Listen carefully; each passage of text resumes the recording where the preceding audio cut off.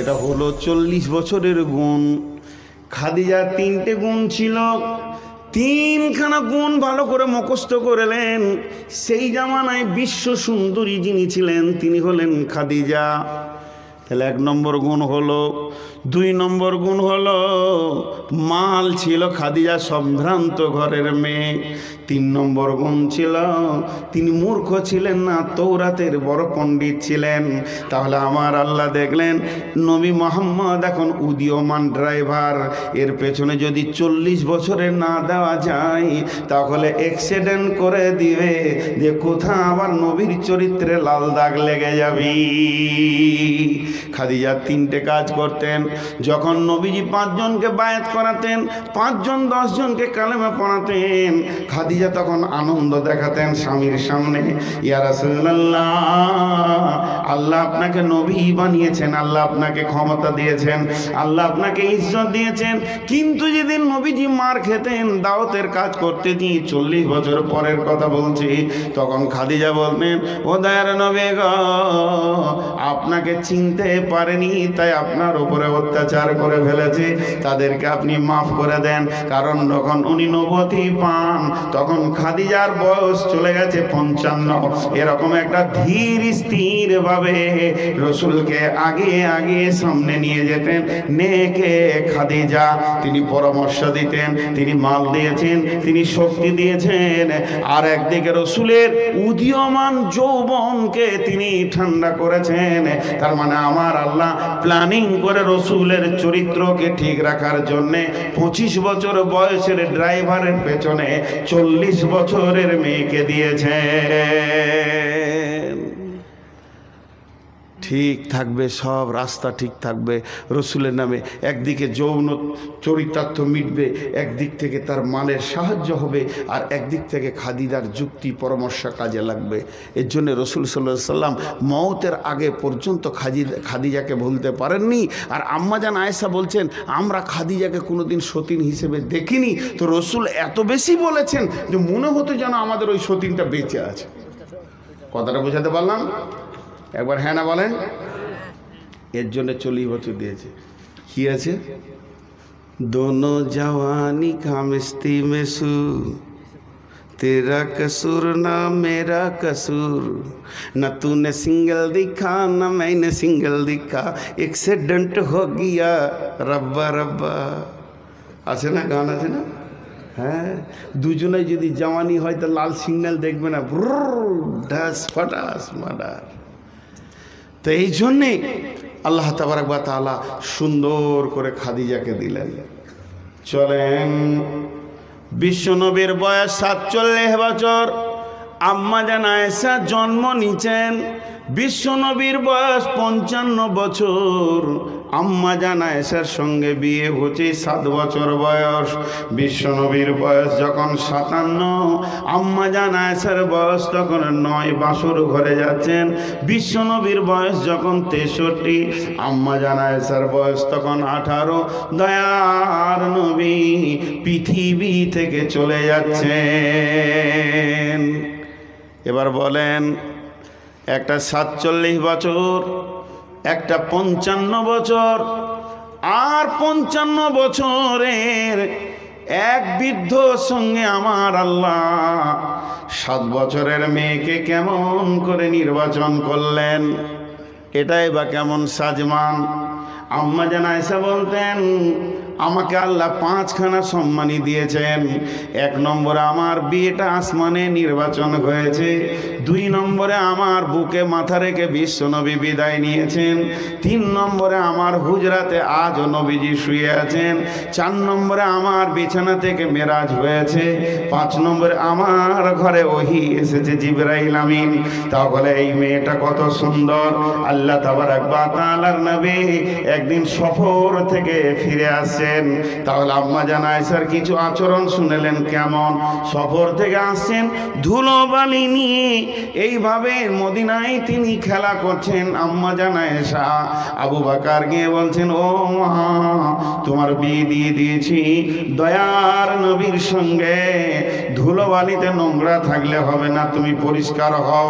সে ছোট ছেলে স্বামী বুঝে না, সুজা মাকে গিয়ে বলছে, মা, আমার স্বামী এসেছে, আমাকে পরিষ্কার পরিচ্ছন্ন করে দাও। তার মাটাকে পরিষ্কার পরিচ্ছন্ন করে দিলাম।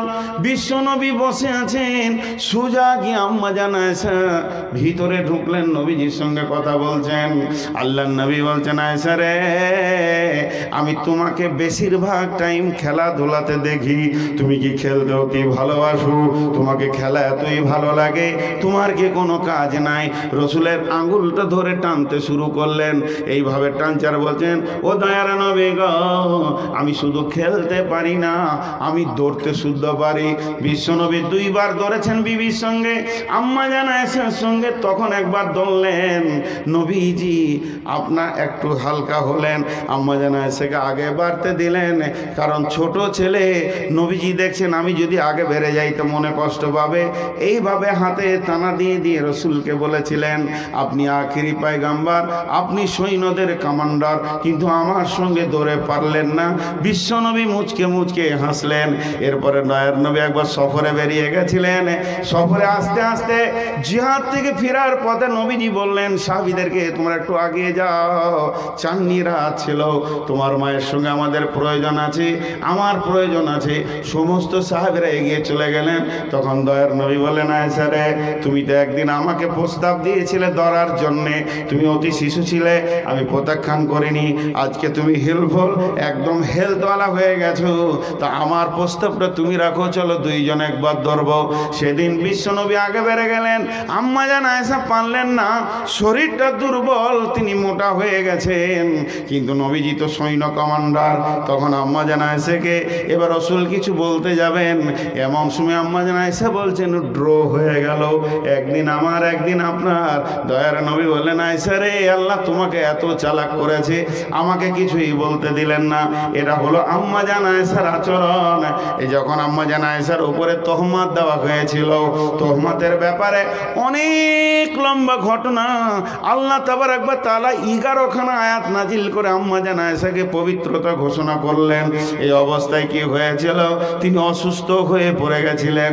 বন্ধুরা আমার, ওই সময় হযরত আলীকে জিজ্ঞেস করলেন, দয়ার নবী কি বলেন, আলী রে, তোমার আয়েশার ব্যাপারে কি মনে হয় বলো।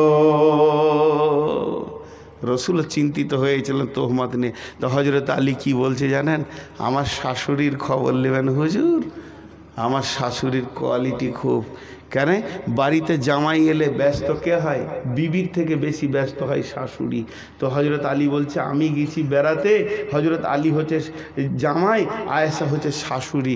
দিয়ে তাড়াতাড়ি করে একটা গামলাতে গমের আটা দিয়ে ওইটাকে এমনি করে টিপছে, কি করবে, জামাইকে রুটি খাওয়াবে। তার ছোট মেয়ে এরকম টিপতে টিপতে ওই আটার ভিতরে হাত রেখে ঘুমিয়ে গেছে। জামাই মনে মনে ভাবছে, হায় রে শাশুড়ি, রুটি কখন পাবো রে। এইদিকে ও ঘুমাইছে, ওদিকে বকরিতে আবার আটা নিয়ে পালিয়ে গেছে। তখন হযরত আলী আরও হাসছে, শাশুড়ি একটা পেয়েছি আমি। এ হলো আম্মা জান আয়েশা।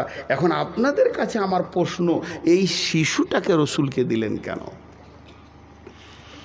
প্রথমে দিলেন বয়স্ক, বয়স্কা, শেষ বয়সে শিশু। কারণ কি? তার কারণ একটাই, চরিত্র। আজকের পুরো বক্তব্যটা হচ্ছে চরিত্র, কি করে চরিত্রটা কারণ শুনেলেন। চরিত্রেরও রোগ আছে, চরিত্রকে রিপেয়ার করার ওষুধ আছে। দেহের রোগ আছে, দেহকে রিপেয়ার করার ওষুধ আছে। চরিত্র এমন একটা জিনিস যাকে বিকাশ বলা হয়। ব্লুটুথ বা এজেন্ডার আপনারা বুঝবেন, আমি আবার অতটা বুঝি না, মোবাইল অল্প বুঝি, পরিষ্কার বলছি। এক জায়গা থেকে আর এক জায়গা ট্রান্সফার দিতে গেলে, একটা মোবাইল থেকে আর একটা মোবাইল অডিও ভিডিও ট্রান্সফার দিতে গেলে যেমন ব্লুটুথের প্রয়োজন হয়, জেন্ডারের প্রয়োজন হয়, তেমনি মানুষের কাছে ভালো হতে চলবে, মানুষ পৃথিবীতে শান্তি আসবে, তার প্রথম জিনিস দরকার হচ্ছে চরিত্র। আজকে একটা ফেসবুকে দর্শন তত্ত্ব শুনছিলাম কাটিয়ার থেকে আসার সময়, তো একজন মহিলা বক্তব্য রাখছিল, বেশ ভালো ব্রেনিয়ান মেয়ে, যা বুঝলাম। বলছে এই সুস্থ মস্তিষ্কটা আল্লাহ দান করেছে নিজের চরিত্রকে ঠিক রাখা এবং সমাজের সেবা করা। এখানে 18-20টা কি আছে, স্বেচ্ছাসেবক আছে, কিন্তু তা নয়, পৃথিবীর সমস্ত মানুষই আল্লাহর তরফ থেকে স্বেচ্ছাসেবক। আমি আমার জন্য নয়, আমি সবার জন্য। সবাই খালি যদি এটা ভাবে আমি সবার জন্য। কিন্তু বিজ্ঞানীরা দেখেছেন যে বর্তমান স্বেচ্ছাসেবক হিসেবে কাজ করছে 5% মাত্র, আর 99 জন স্বার্থের পেছনে দৌড়ছে। তার মধ্যে আমি একজন। 99 জন স্বার্থের পেছনে দৌড়ছে। তো চরিত্র আলাদা জিনিস, দেহ আলাদা জিনিস। এখন আমি একটা প্রশ্ন রেখেছি আপনাদের কাছে, চরিত্র কোথা থাকে? চরিত্র থাকে জীবের নিচে। আরেকবার বলছি, চরিত্র থাকে জীবের নিচে। চরিত্র থাকে জীবের নিচে। একটা মানুষ সুন্দর ভদ্র, মাথায় টুপি নিয়ে তসবিহ করছে, নামাজ পড়ছে, দাড়িতে টুপিতে পরেশগার মনে হচ্ছে। চরিত্র একটা মানুষের কাপড়কে টেনে যদি আপনারা আমার পাঞ্জাবি জুব্বাকে ছিঁড়ে, গেঞ্জিকে ছিঁড়ে, লুঙ্গিকে খুলে দেন, তা আমি হয়ে যাব সমাজে ন্যাংটা, নাঙ্গা। ইজ্জত আর আমার থাকলো না, দেহ নাঙ্গা হলো। বলছে দেহ নাঙ্গা করা থেকে বেশি বেজ্জতি হচ্ছে চরিত্র নাঙ্গা করা। গোটা দেহটা কাপড়ে ভর্তি হয়ে আছে, কিন্তু যখনই ও মুখ খুলছে 4টা খিস্তি বেরিয়ে গেল। বলছে এর থেকে ন্যাংটো আর কেউ নাই। ওর ভিতরটা বেরিয়ে গেল যে চরিত্রটা হচ্ছে নোংরা। জি, এর জন্যে আল গীবাত আসাধ্য মেনা জেনা বলা হয়েছে। মানুষ যখন জেনা ব্যভিচার করে তখন শরীরে কাপড় থাকে না, না নারীর থাকে না পুরুষের থাকে, উভয়ে আগে বেহায়া হয়, কাপড়গুলোকে সরিয়ে দেয়, তারপরে যৌন চরিতার্থ করে, যেটা স্বামী স্ত্রীতে করে, ওটা অবৈধ নারী পুরুষে মিলে। তো এইটার থেকে বলছে গীবত করা আরও খারাপ। রসুল বলছেন তার মানে কি, গোটা শরীরে কাপড় আছে, একজন মহিলা বোরখা পরে আছে, একজন পুরুষ মাথা টুপি পাঞ্জাবি আছে, কাপড় খুলেনি, একটুকু দূরে দাঁড়িয়ে দাঁড়িয়ে হয়তোবা আপন ভাই বোন কিংবা স্বামী স্ত্রীও হতে পারে, তারা আরেকজনের গীবত করছে। রসুল বলছে ওইটা আরও খারাপ। জিভ খুলে যাওয়া, মানে গোপন অঙ্গ খুলে যাওয়ার থেকে জিভ খুলে যাওয়া আরো নোংরা। জীবের মতো নোংরা কিছু নেই। একটা স্যাম্পেল দিই আপনাদেরকে, দেহ আর চরিত্র। দেহটা দেখতে কালো, ঠোঁটগুলি ছিল মোটা, নাকটা ছিল মোটা, তাকালে তার দিকে বিভৎস লাগতো, কিন্তু তার বাড়ি সে বিদেশি নাইজেরিয়ান। বিভৎস চোখগুলো, মাথা মোটা, বডিটার মধ্যে কোনো শেপ সাইজে নাই। আল্লাহর নবীর তিনি স্থায়ী মুয়াজ্জিন ছিলেন, নাম ছিল হযরতে বেলাল।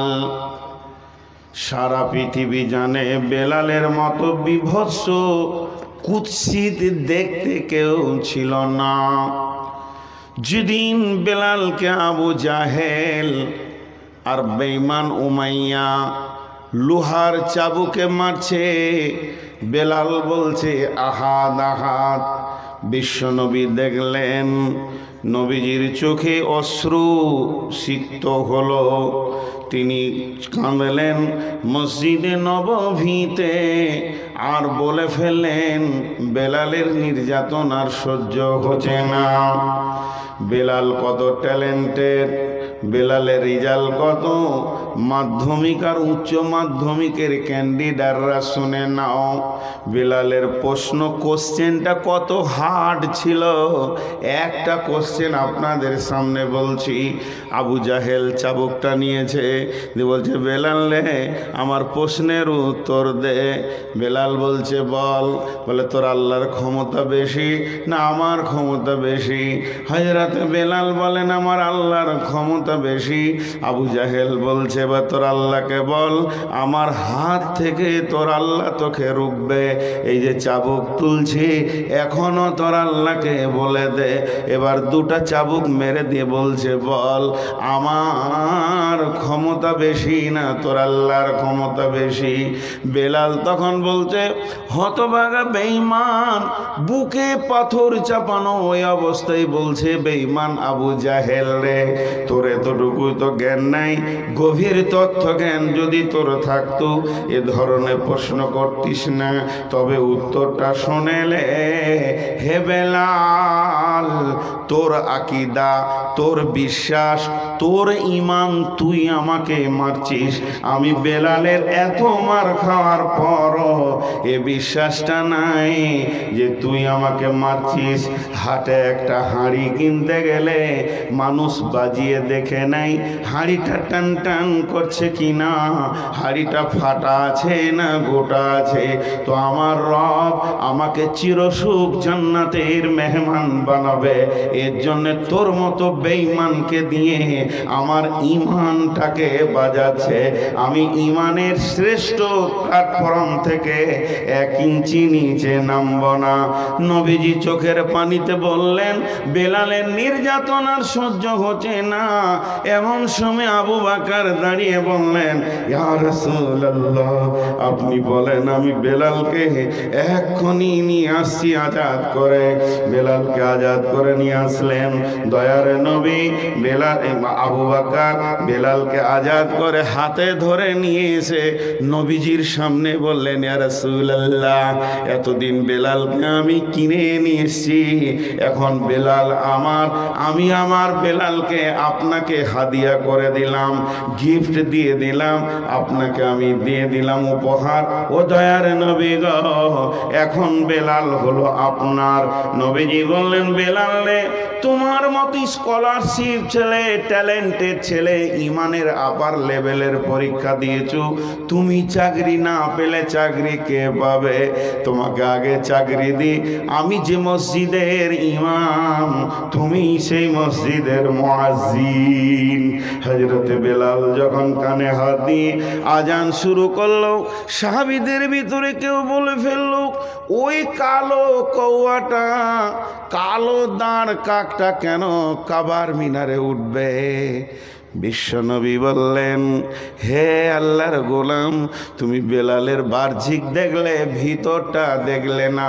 বেলালের ভিতরটা নুরানি আলোতে ঝকমক করছি, এ বেলালকে তুমি চিনলে না। একদিন হযরতে সাদ রাদিয়াল্লাহু তাআলা আনহু বেলালকে ডেকে ফেললেন, এ কালো মেয়ের বেটা। আরে ভাই, মুচির ছেলেকে যদি মুচিও বলা হয় সমাজে তার মনে কষ্ট হবে। এই কথা যখনই বলে দিলেন, দয়ার নবী বললেন, হে হযরতে সাদ, তোমার এই রকম করে বেলালকে ডাকাটা ঠিক হলো না। তখন হযরতে সাদ বুঝে নিলেন, আমার দ্বারা একটা বড় ভুল হয়ে গেছে। নামাজ পড়ার পর হযরতে সাদ বেলালের রাস্তায় দাঁড়িয়ে আছেন, বেলালের রাস্তায় বসে আছেন। বেলাল কখন বাড়ি যাবে ওর চেতনা এলো। ইমোশনাল বলে ফেলেছিলাম, কিন্তু কথাটা তো ঠিক হয়নি। হযরতে সাদ বেলালকে দাঁড় করিয়ে বলছে, ও ভাই বেলাল, আমি শুয়ে যাই আর তুমি তোমার পাটা দিয়ে আমার মুখটাকে লগড়ে দাও। আমি অনেক নোংরা কথা বলে ফেলেছি, এটাই হচ্ছে আমার সাজা। সেই বেলাল বাহ্যিক দেখতে যতই খারাপ হোক না কেন, বেলালের অন্তরটা ছিল একদম নূরানি, নূরের আলো। তাই তো নবীজি বেলালকে বলেছিলেন, বেলাল, তুমি কি জানো কিয়ামতের দিন আল্লাহ তোমার সঙ্গে কি ব্যবহার করবে? হযরতে বেলাল খুশিতে বলেছিলেন, ইয়া রাসূলুল্লাহ, ইয়া হাবিবাল্লাহ, ও দয়ার নবী গো, আমার মতো কালোটাকে কি আল্লাহ ভালোবাসেন? আমি যে দেখতে সুন্দর নই। দয়ার নবী বললেন, বেলাল, জান্নাতে প্রথম যে ব্যক্তিটা পা রাখবে সেটা আমি জান্নাতকে বরাদ্দ করে আসব। এরপরে আমার কিয়ামতের মাঠে ডিউটি রয়েছে সাফাহাত করা। সাফাহাতের কাজ সেরে যখন ফাইনাল জান্নাতে আমি যাব, আল্লাহ আমাকে উটের ওপরে চড়িয়ে জান্নাতে নিয়ে যাবেন। আমি যে উটে চেপে জান্নাতে যাব, বেলাল রে তুমি সেই উটের লাগাম ধরে জান্নাতে যাবি। এই পানি ঘোড়া এদিকে আয়, জগ আর পানি নিয়ে আয়, চলে আয় সোজা এখানে রাখ। সব কারবালার মতো কেউ মরবে না 2 ঘন্টা পানি না খেলে। চলে আয় সোজা। আপনারা সবর করেন 2টা ঘন্টা, বড় কষ্ট হয়। আর যদি আমার চেয়ার আপনাকে দিই তো বুঝুন, বলি তাহলে তুমি পানি খেয়েছো কেন? আমি পিয়াসে খাই না, 4খানা ট্যাবলেট খেয়ে উঠেছি, অনেক চাপে থাকি ভাই। একটু ধৈর্য ধরেন, দিনের কথা ধৈর্যের মধ্য দিয়ে শুনলেই ভালো হয়। আপনাদেরকে আমি কষ্ট দিলাম, এর জন্য আমি ক্ষমা চাইছি, মাফ চাইছি। তাহলে চরিত্র আলাদা আর দেহ আলাদা। লাহাব মানে জানেন? লাহাব শব্দের অর্থ হচ্ছে অগ্নিশিখা। আগুনটা যখন লতিটা এরকম করে, তো কাঠে যেখানে জলে জলে, তোমরা 3 জন 3 জায়গায় বসো। এই ওই ওই উঠো, তুমি উঠো, ওইদিকে যাও। তোমরা 3 জন 3 জায়গায় বসো, আমার কথা শোনো। উঠো উঠো উঠো উঠো, কোনো লজ্জা করেন নাই, উঠো। 3 বন্ধুতে এসেছো? না না তোমাকে বলি না রে বাবা, ওই যে চলে এসো। আচ্ছা তুমি এদিকে যাও, এদিকে যাও, যেতে বলছি রে বাবা, যাও যাও যাও। লাও, ওকে হঠাৎ কেন? আমি যতক্ষণ থেকে বয়ান করছি তোমাদের গল্প বন্ধ হয়নি। হ্যাঁ, চোখের সামনে এই ডিস্টার্বগুলো করিও না। আল্লাহ হেদায়েত দেবে, আমাকে দেবে, তোমাকেও দেবে। আমি যে হেদায়েতে পূর্ণাঙ্গ হয়ে গেছি তা নয়। কোরআন হাদিস শোনার সময় ধ্যান দিয়ে শুনতে হয়, ধ্যান না থাকলে ঘুমিয়ে যেতে হয়। তো লাহাব অগ্নিশিখা, আবু লাহাব অগ্নিশিখার বাপ, দেখতে অতি সুন্দর, চকচক চকচক চকচক করছে দেহ, তাকালেই মানুষ ওর দিকে তাকিয়েই থাকছে, কিন্তু চরিত্রটা ছিল নোংরা। এত নোংরা ছিল, শেষ পর্যন্ত ওর কাছে কেউ যায়নি, মরলো গা ঘা হয়ে। তোর লাশটাকে তুলে কেউ কাফন দাফন করবে এরকম লোক পায়নি, এরকম লাঠি করে খুঁচে খুঁচে নিজে গর্তে ভরা হয়েছে। এর নাম লাহাব। তো চরিত্র হলো সব থেকে দামি জিনিস। চরিত্র থাকে জীবের নিচে। একটা মানুষকে রাগিয়ে দেন, ন্যাংটা হয়ে যাবে, সঙ্গে সঙ্গে ন্যাংটা হয়ে যাবে, অনর্গল খিস্তি করবে, অনর্গল। জি, বড় বড় শিক্ষিত মানুষকে দেখেছি আমি, মূর্খদের কথা বাদ দেন। মাস্টারকেও দেখেছি, আলেমকেও দেখেছি, হাফেজকেও দেখেছি, তাদের খিস্তিতে ইনশাল্লাহ একটুকু আটকাইছে না, এমন চালিয়ে যাচ্ছে। তো চরিত্র ন্যাংটা হবে। চরিত্র কেমন? চরিত্র কেমন? চরিত্র কেমন এর উত্তর হবে, টিউবের ভিতরে হাওয়া যেমন। টিউব দেখা যায়, নজেল দেখা যায়, রবার দেখা যায়, কিন্তু হাওয়াটা দেখা যায় না। আর সম্পূর্ণ হাওয়ার ওপরই ডাম্পারটা যাচ্ছে। টিউবের ওপরে লয়, টায়ারের ওপরে লয়, টিউব টায়ার হাওয়াকে রেখেছে, দিয়ে ওকে গোলাম বানিয়ে চললো। একটা মানুষের ভিতরে চরিত্র থাকে, কিন্তু ওকে দেখা যাবে না। চোখ কান হাত পা সব দেখা যাবে, চরিত্র দেখার জিনিস নয়। টিউবের ভিতরে হাওয়া যেমন। এখন একটা ছোট্ট প্রশ্ন করব, আপনারা ভুল হলেও উত্তর দিয়ে দিয়েন। টিউবের ভিতরে হাওয়া থাকে না রাখতে হয়? রাখতে হয়। প্রতি মুহূর্তে হাওয়া খালি একটা লিক খুঁজে, একটা লিক যদি পেয়ে যায় বাস শেষ হয়ে গেল, একদম নিচে বসে গেল। ওকে বলে দিল তুই দেখে লিগা, আমি চলে গেলাম। তো মানুষের ভিতরে চরিত্রকে ওইভাবে রাখতে হয়, অনেক কষ্ট হয়।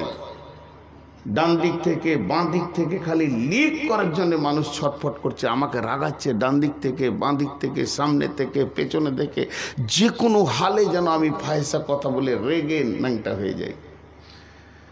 টিউবের ভিতরে হাওয়া যেমন হাওয়া নিজে থাকে না, জোর করে হাওয়াকে রাখতে হয়, তেমনি হাওয়াকে রাখার জন্য এত ব্যবস্থাপনা। যদি থেকে যাই তাহলে ওই হাওয়াকে দিয়ে অনেক কাজ হবে।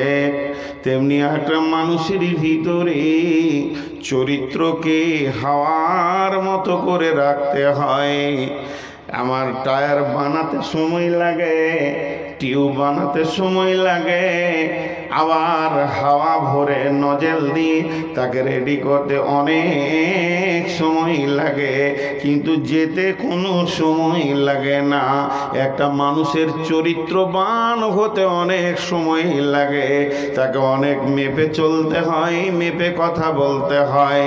সমাজে নিজেকে সুন্দর মানুষ বানাতে গেলে অনেক অনেক ধৈর্যের বিষয় আছে, কিন্তু 70 বছর ধরে চরিত্র বানানো যায়, চরিত্র যেতে 70 সেকেন্ড লাগে না। আমি নূর মোহাম্মদ আপনাদের কাছে ভালো, আমি নূর মোহাম্মদ আপনাদের কাছে বড় মৌলভী, আমি নূর মোহাম্মদ আপনাদের কাছে মুফাসসির। আল্লাহ আমাকে বাংলাদেশ ভারত অনেকটা জায়গা দিয়ে দিয়েছে, দাপিয়ে ঘুরছি। আপনারা আমাকে সম্মান দিয়েছেন, সম্মানের বিছানা দিয়েছেন, সম্মানের খাওয়া দিয়েছেন, এই প্রধান বক্তার চেয়ারটা সম্মানের আপনারা আমাকে দিয়েছেন। আমার আল্লাহ আপনাদেরকে দিয়ে আমাকে দিয়েছেন। আমি বড় চরিত্রবান মানুষ, ভালো মানুষ, কিন্তু যদি একবার কালকে শুনেলেন নূর মোহাম্মদ অমুকের মেয়ের কাপড় ধরে টেনেছে, কিংবা সুদের কারবারে গোপনে জড়িত আছে, কিংবা গোপন সূত্রে জানি সে গাঁজা মাঝে মাঝে খায়, একটি লিক যদি আপনারা পেয়ে যান, এ চেয়ার থাকবে না, এ সম্মান থাকবে না। মানুষ আমার নাম বললে সে থুতু ফেলবে, ঘৃণা করবে এবং আমাকে মাটির সঙ্গে মিশিয়ে দেবে। অতএব চরিত্র বানাতে যে সময় লাগে, চরিত্র যেতে সেই সময়টা লাগে না। পৃথিবীর বুকে একজন বড় নিষ্ঠুর, আল্লাহ মাফ করেন কিন্তু সে মাফ করে না, তার নাম হলো ইতিহাস। একজন মরে না, কিয়ামত পর্যন্ত মরবে না, তার নাম ইতিহাস। আবু বকর মারা গেছে, আবু বকরের ইতিহাস বেঁচে আছে। উমর মারা গেছে, উমরের ইতিহাস বেঁচে আছে। নবী মুহাম্মদ সাল্লাল্লাহু আলাইহি সাল্লাম মারা গেছেন, তার ইতিহাস বেঁচে আছে। এগুলো হলো সোনালী ইতিহাস।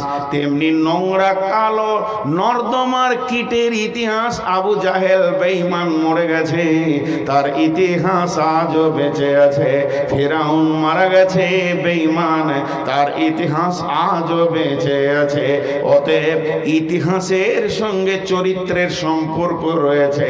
তুমি মেপে পা ফেলো, পৃথিবী তো তোমাকে একদিন ছাড়তেই হবে, যেন চরিত্রে লাল দাগ না পড়ে যায়।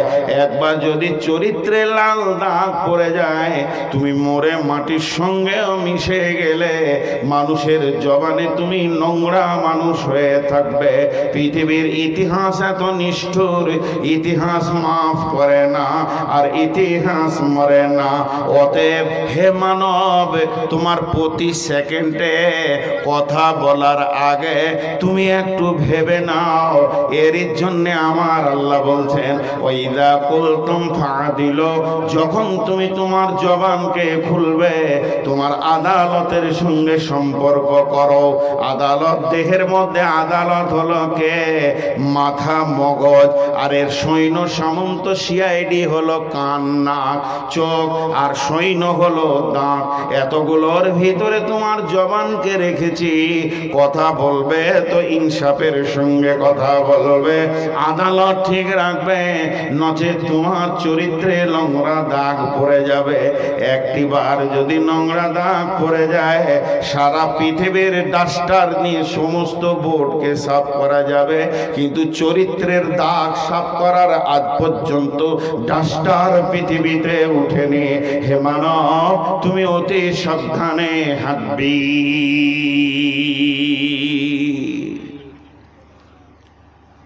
অনেক উন্নত কথা হবে। মা বোন, মেয়েটা দেখতে কালো কিন্তু পাগল স্বামী, তার স্বামী তার দিকে পাগল।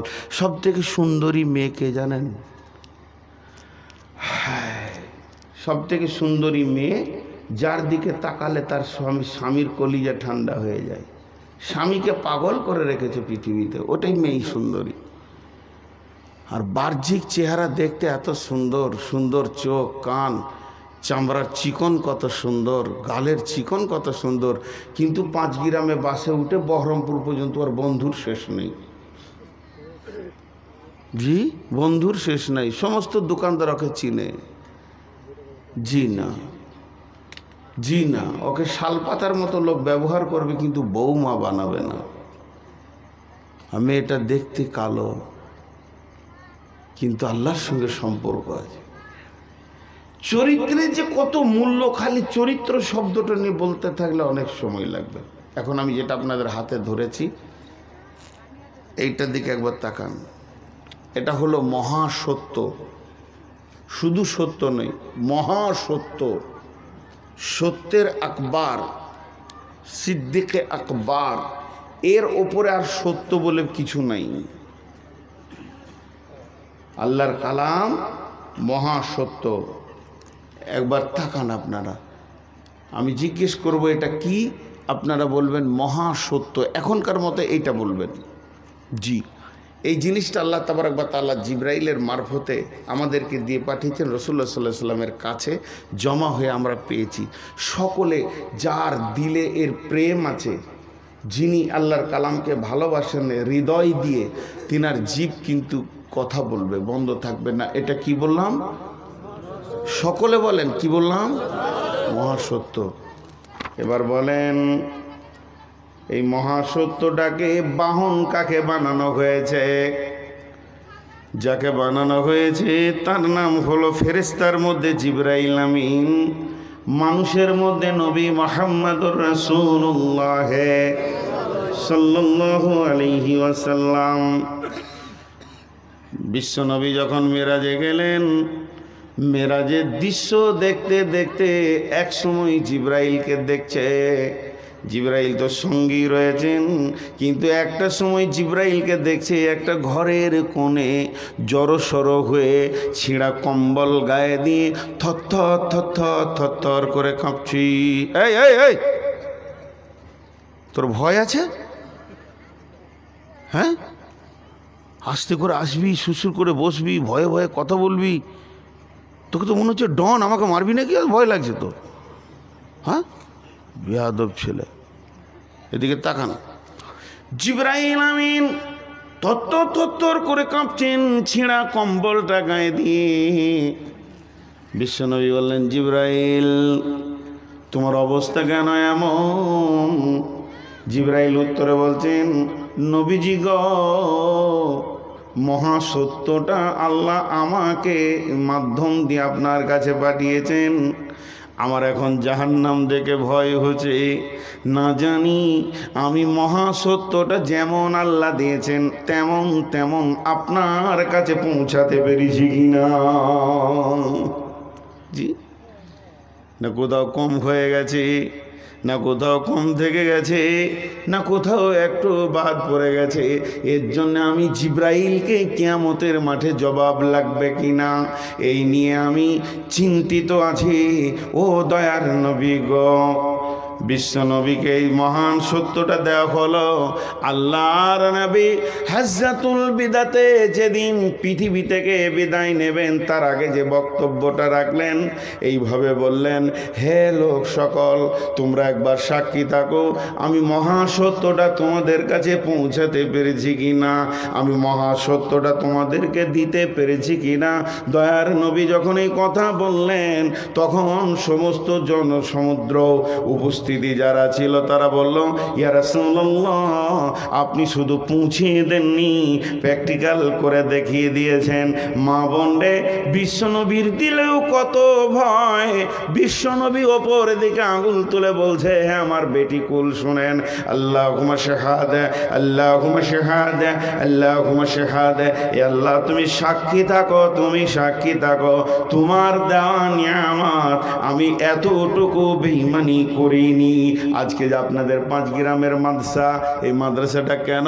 এটা আড্ডা দেওয়ার জন্য নয়, এটা বটুখানা নয়, এখানে গল্প চায়ের আড্ডা হয় না। এতগুলো কমিটির লোক এবং শিক্ষক, এদের একটাই উদ্দেশ্য, মহাসত্য প্রজননকে পৌঁছে দিব। এটাই তো এত টাকা, এত খরচা, এত দরাদরি, এত লাফালাফি, এত লোকের দরজায় দরজায় গিয়ে ভিক্ষা, তার একটাই কারণ, মহাসত্যকে প্রজন্মের কাছে পৌঁছাবো। এর জন্যে প্রস্তুতি নিয়েছে 5 গ্রামের লোক, এইভাবে নিয়েছে পাথরডাঙ্গা, হাজবিডাঙ্গা, এইভাবে নিয়েছে ভগলদিঘি, লোহাপুর। সারা বিশ্বে আল্লাহর ফুলের বাগান অনেকগুলি তৈরি হয়ে গেছে। অতএব এটাই হলো রসুলের চরিত্র। আল্লাহ তাবারাক ওয়া তাআলা বললেন, ওয়া ইন্নাকা লাআলা খুলুকিন আযীম। আম্মা জান আয়েশাকে প্রশ্ন করা হলো, রে আয়েশা, বিশ্বনবীর চরিত্র সম্পর্কে তুমি বলো। একটা মানুষের চরিত্র নিখুঁত কে বলতে পারবে? প্রথম নম্বরে বলবে স্ত্রী, তারপরে বলবে বাড়ির কাজের লোক। তো এই বিশ্বনবীকে প্রশ্ন করা হলো, সাহাবীরা প্রশ্ন করলেন আল্লাহর নবীর ব্যাপারে কোন চরিত্রের মানুষ? সঙ্গে সঙ্গে আম্মা জান আয়েশা উত্তরে বললেন, তোমাদের কি কোরআন পড়া আছে? তোমরা কি কোরআন পড়তে পারো? মসজিদে নববীতে যে কোরআনটা দেখছো, এর প্র্যাকটিক্যাল জীবিত হাত পাওয়ালা যদি দেখতে চাও, আমার হাবিব নবী মুহাম্মদুর রাসূলুল্লাহ সাল্লাল্লাহু আলাইহি ওয়াসাল্লামকে দেখে নাও। এটা হলো মহান চরিত্রের মানুষ। তো আল্লাহ তাবারাক ওয়া তাআলা গোটা কোরআনটা রাসূলের জন্য ওয়াকফ করে দিয়েছেন। তাই আল্লাহ তাবারাক, বিশ্ব নবী বলতেন, ফাইন্নামা বুইস্তু তিম্মুমা লিমাকারিমাল আখলাক। আমাকে পৃথিবীর বুকে পাঠানো হয়েছে মহান চরিত্রের মেসেঞ্জার করে। আমি আসিনি, আমার পেছনে কেউ গাইড আছে, আমাকে পাঠানো হয়েছে মুতিম্মুমা লিমাকারিমাল আখলাক, সারা পৃথিবীতে চরিত্রবান মানুষ বানানোর জন্য পাঠানো হয়েছে। আমাকে একজন মেসেঞ্জার করে পাঠানো হয়েছে, আমাকে একজন সুন্দর টিচার করে পাঠানো হয়েছে, বিশ্বে যেন আমি চরিত্রটাকে সুন্দর করে দিই। এর জন্য জান্নাতে যখন আপনি আমি যাব, যখন আপনাকে আমাকে আল্লাহ জান্নাতে দেবেন, তো জান্নাতের যতগুলি নিয়ামত আছে, জান্নাতের যতগুলি গুণ আছে, তার মধ্যে একটা গুণ হলো সমস্ত জান্নাতীদের চরিত্র হবে, জোরে বলেন, নবী মুহাম্মদুর রাসূলুল্লাহ সাল্লাল্লাহু আলাইহি ওয়াসাল্লামের চরিত্রের মতো। চরিত্রের যে কত মূল্য!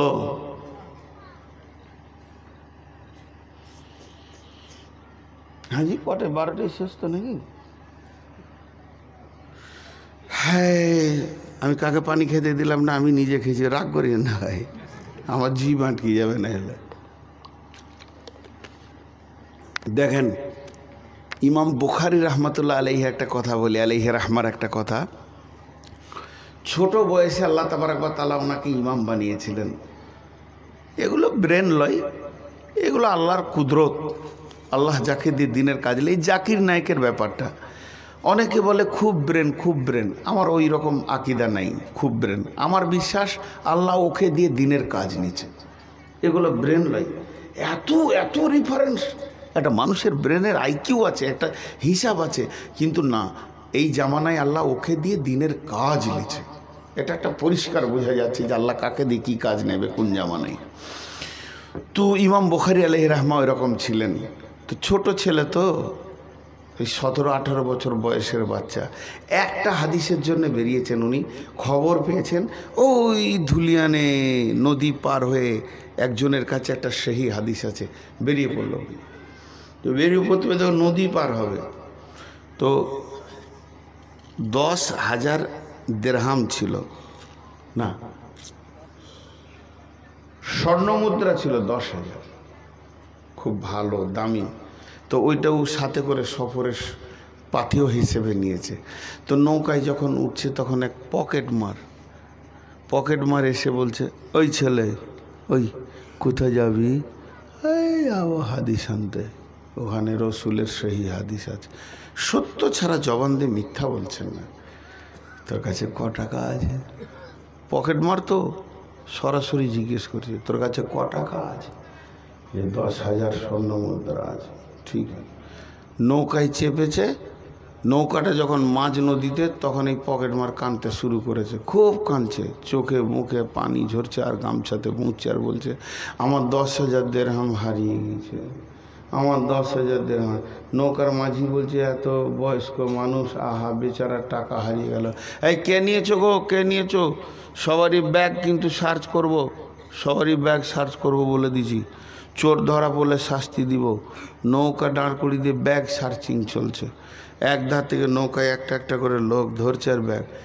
ইমাম বুখারী আলাইহির রাহমার ব্যাগে হাত ভরা হলো, দেখা হলো, গায়ে দেখা হলো, পাওয়া গেল না, বাস পাওয়াই গেল না। তখন মাঝি বলছে, দেখো বাবা, তোমার অন্য কোনো জায়গায় হারিয়েছে নাকি, এখানে তো পাওয়া গেল না। নদী পার হয়ে গেল, এবার হাঁকছে মাঠে মাঠে।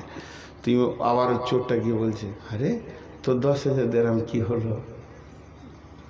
দেখেন, ইমাম বুখারী আলাইহির রাহমা বলছে, তুমি যখন কাঁদছিলে তখন আমি পানিতে ফেলে দিয়েছি। বুঝে তোর জানে লাগলো না? বুঝে টাকাটার থেকে আমার চরিত্রের মূল্য বেশি। ওটা ধরা পড়লে আমাকে চোর সাব্যস্ত করা হতো, আর একবার যদি আমি জীবনে চোর সাব্যস্ত হয়ে যেতাম, আমি রসুলের যে সহি হাদিসটা জমা করছি একজনাও পড়তো না। চোরের বই কে পড়বি? বলবে কি বলবে না? চোর।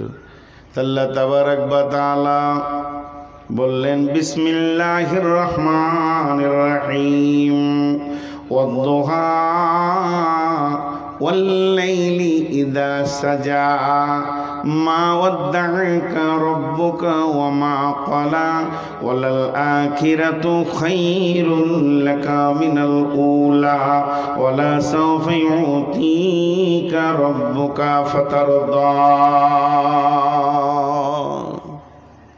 দেখেন, আল্লাহ দুটা কসম খেলেন এখানে।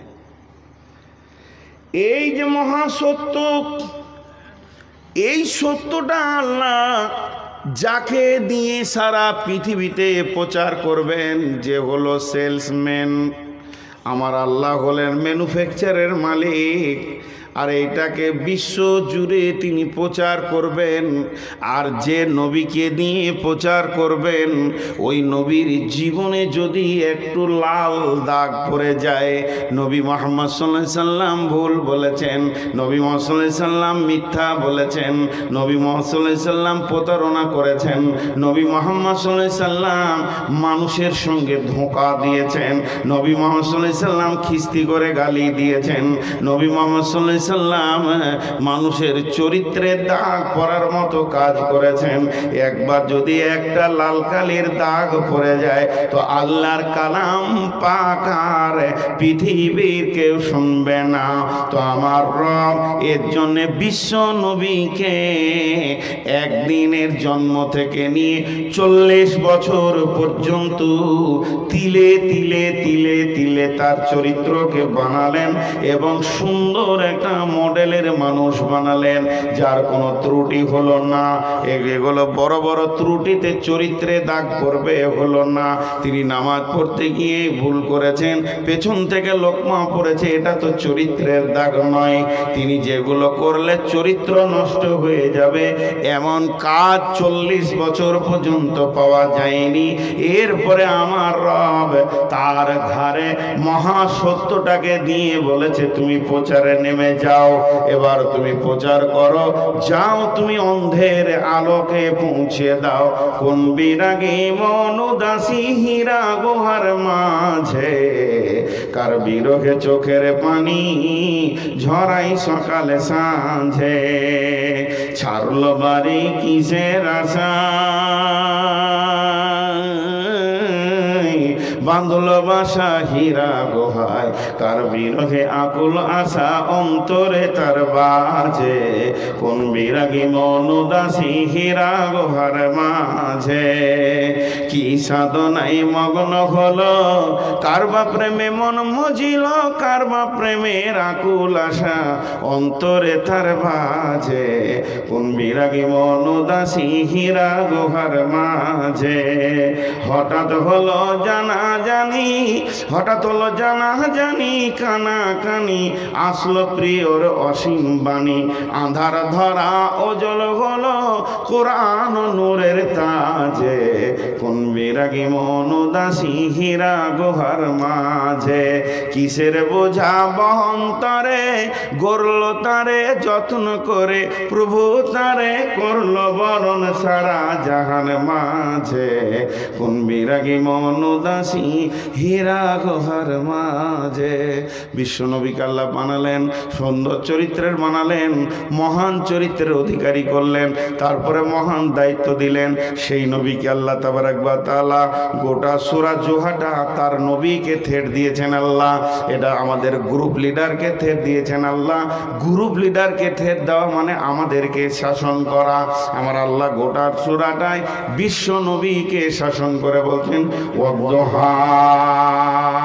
ওয়াদুহা বলতে উদীয়মান সূর্য, পূর্ব দিকে যখন সূর্যটা ধীরে ধীরে ধীরে ধীরে উঠে তখন দুহা বলা যাবে না, তখন ফাসাক বলা যাবে। কেবল আলো হতে শুরু করেছে, এরপরে যখন উঠবে প্রখরতা নিয়ে নেবে, তাপ আসতে শুরু করবে, এইটাকে জোহা বলা হয়েছে। যতক্ষণ পর্যন্ত শরীরে সূর্যের তাপ লাগবে না, তাপের এহসাস হবে না, অতক্ষণ পর্যন্ত জোহা বলা যাবে না। আর যখন শরীরে হালকা তাপের এহসাস হয়ে যাবে, সূর্যের ওই টাইমটাকে দোহা বলা হবে। আমার রব ওই টাইমের কসম করে বলছেন, হে আমার নবী, আমি উদীয়মান সূর্যের তাপের কসম করে বলছি। এবার উদীয়মান সূর্য বলতে কি বোঝায়? বিশ্ব নবী বলছেন এর থেকে কি বোঝানো হয়েছে? এর থেকে বোঝানো হয়েছে আপনার কিনা উদীয়মান সূর্যের আলো। এটা কি রে বাপ? তাহলে তো আমার আর বায়নি হবে না, কিছু কালেকশন দিয়ে দেন, ছেড়ে দিই। চারিদিক থেকে খুব ডিস্টার্ব। চলো তুমি বিলি করে নাও, আমি বসি এখানে। হয়ে গেল, এখানে নামিয়ে দাও। জালসার শেষে সবাই একটা করে চাট নিয়ে যাবেন। মানুষকে যে এইভাবে আটকে রাখা কত কষ্ট, যে চেয়ারে বকে সে বুঝে, আর তার আল্লাহ বুঝে। পানি তাই বন্ধ করলাম, তো দেখছে পানি যখন বন্ধ হলো তাহলে এবার আগুনটা লাগাই। এবার এটা বন্ধ করছি, এরপরে কি আছে বাপ? পাকা কলা নিয়ে একটা করে দে, দেখ হুনু ঝাপা হবে। রাখো এখানে রাখো।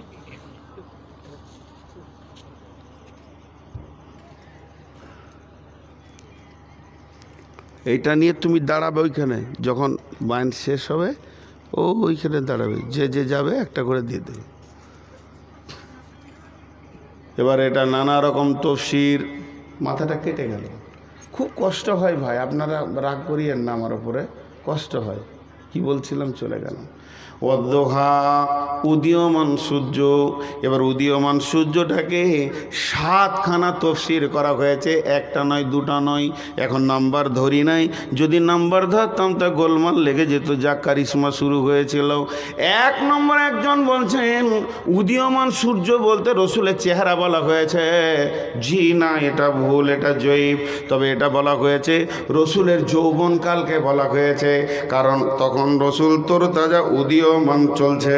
বিশ্ব নবীকে বলছে, তোমাকে আমি জোহার কসম দিলাম, উদীয়মান সূর্যের কসম দিলাম, হে নবী মুহাম্মদ সাল্লাল্লাহু আলাইহি সাল্লাম, তোমার ভিতরে এখন যৌন তরঙ্গ উতল পাতল করছে, খবরদার তুমি হুঁশিয়ার হয়ে যাও।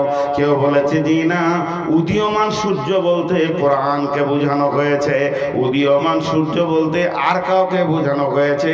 এইভাবে একটা নয়, দুটা নয়, 7খানা তফসির আনা হয়েছে।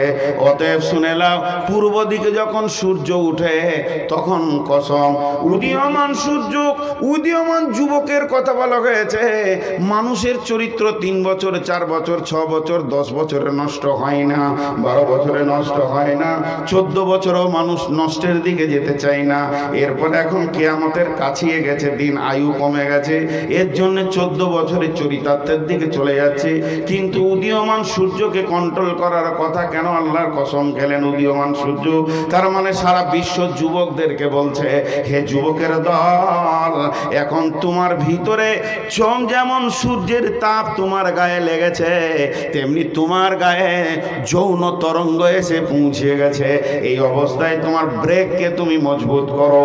যদি তোমার ব্রেক না মজবুত হয়, তাহলে তোমার চরিত্রে যদি একবার লাল দাগ লেগে যায়, তাহলে তুমি সারা জীবনের মতো কলঙ্কিত হয়ে গেলে। যত যুবক আমরা বসে আছি, সব যেন উদীয়মান সূর্য রয়েছে।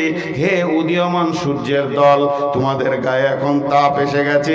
এই তাপটা সূর্যের তাপ নয়, এটা হলো যৌবনের তাপ। ওরে আমার বেটির দল, যারা আমার পেটের বেটি, তাদের আমি আব্বা বলছি, এখন তোমরা যুবতীর দল, তোমাদের গায়ে তাপ এসে গেছে। তাপ এসে গেছে মানে এখন তুমি উদীয়মান সূর্য, পৃথিবীকে তুমি আলো দেখাবে, তুমি পৃথিবীতে মা হবে, আর পৃথিবীর বুকে তুমি সুন্দরী আল্লাহওয়ালি হবে।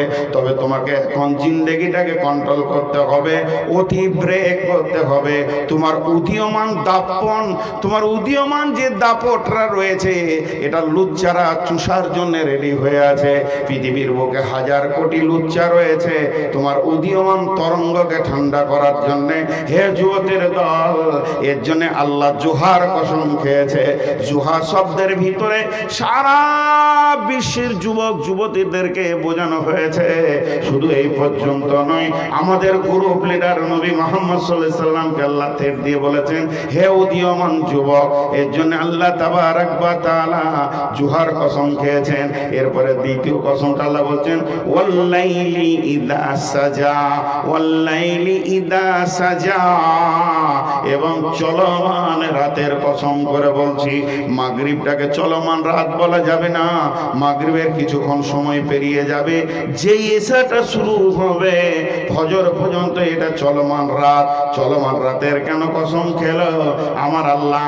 এই সময় মানুষের চরিত্র চুরি, ডাকাতি, বেঈমানি, লুচ্চামি আর আপনার কিনা যত রকম আছে নোংরামি, চলমান রাতে মানুষ বেশি করে। দেখেন জুয়ার আড্ডা বসে, মেলা বসে, মেয়ে নাচানো থেকে নিয়ে সমস্ত গান বাজনা রাতের গভীরে হয়। এই জন্য অনেক বড় বড় আলেমদের মত হচ্ছে, জালসা দিনে করো, রাতে করিও না। রাত হচ্ছে দুষ্টদের জন্য সময়, রাত হচ্ছে বেঈমানদার চরিত্র নোংরাদের সময়, রাত শয়তানের দাপিয়ে বেড়ায়। আর রাত মানেই কিছুই দেখা যাবে না, আর দিন মানে হলো প্রকাশ। এর জন্য ইসলামকে দিন বলে ডাকা হয়েছে। দিন মানে আলো, এর কোরআনের ভিতরে রয়েছে আলো। তোমাদের জিন্দেগির অনুষ্ঠান হবে আলোতে, রাতেতে হবে না। এগুলো তথ্যবহুল কথা। রাত্রিবেলায় যখনই তুমি ঘর থেকে যুবতীকে বের করে দেবে, তখন জেনে নাও নদীর ধারের গাছের যে অবস্থা হবে, কখন ধসে পড়বে সে জানে না।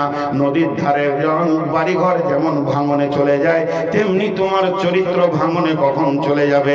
একটা ছেলে ভালো ভালো তো ভালো, 8-এ ভালো, 9-এ ভালো, 10-এ ভালো, 11-এ ভালো, আবার 11-এ 12-এ পড়তে পড়তে হঠাৎ শোনা গেল ছেলেটি বিয়ে করতে চাইছে এমন একটি মেয়েকে যেটা তার মা বাপ মানছে না। আমি জানতাম ভালো ছেলেটা, গাঁওয়ালা জানতো ভালো, হাজি সাহেব জানতো ভালো, মুয়াজ্জিন জানতো ভালো, ইমাম জানতো ভালো, তার মা জানতো ভালো, বাপ জানতো ভালো, গাঁওয়ালা জানতো ভালো, পাড়াওয়ালা জানতো ভালো। যখনই শোনা গেল অমুক মেয়েকে বিয়ে করার জন্য প্রস্তুতি নিয়ে নিয়েছে, মা বাপের কথা শুনছে না, তখনই বোঝা যাচ্ছে যে এ রাত্রিবেলায় কাজ খারাপ করে ফেলেছে। অতএব বন্ধুরে, চরিত্রের লিক এমন একটা লিকের কোনো সলিউশন নাই, এটাকে লিক মারার মতো কোনো রকম কোনো গ্যাটিস পৃথিবীতে আসেনি। অতএব আমার আল্লাহ বিশ্ব নবীর ওপরে 2টা কসম খেলেন। একটা উদীয়মান সূর্য, হে উদীয়মান যুবক বলে বলতে চাইলেন, আর একটা হলো চলমান রাতের কসম করলেন আল্লাহ। রাত্রিবেলায় ইমানদাররা স্থির হয়ে যাবে, আর বেঈমানরা দাপিয়ে বেড়াবে, চোররা দাপিয়ে বেড়াবে, আর জুয়ারিরা দাপিয়ে বেড়াবে, সুদারুরা দাপিয়ে বেড়াবে, ডাকাত লুচ্চা চরিত্রহীন নারী রান্ডি বেশ্যারা দাপিয়ে বেড়াবে। ইমানদার আল্লাহর জিকিরে সুস্থির হয়ে যাবে। আল্লাহ তাবারাক ওয়া তাআলা রাতের জন্য বলেন ওয়াজআলনাল লাইলা লিবাসা, রাত তোমাদের লিবাস করা হয়েছে। ওয়াজআলনান নাওমাকুম সুবাতা, এবং ঘুম তোমাদের শরীরের সুস্থির জন্য করা হয়েছে। অতএব বন্ধুরে, 2খানা কসম আমার আল্লাহ তার নবীর ওপরে খেয়েছে।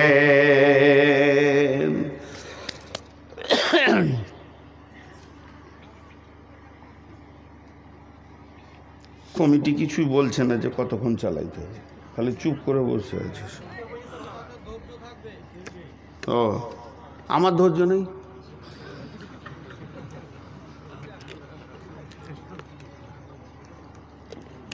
সব গোসল করে বরযাত্রী বাসে চেপে পড়েছে, বরই পালিয়ে গেছে।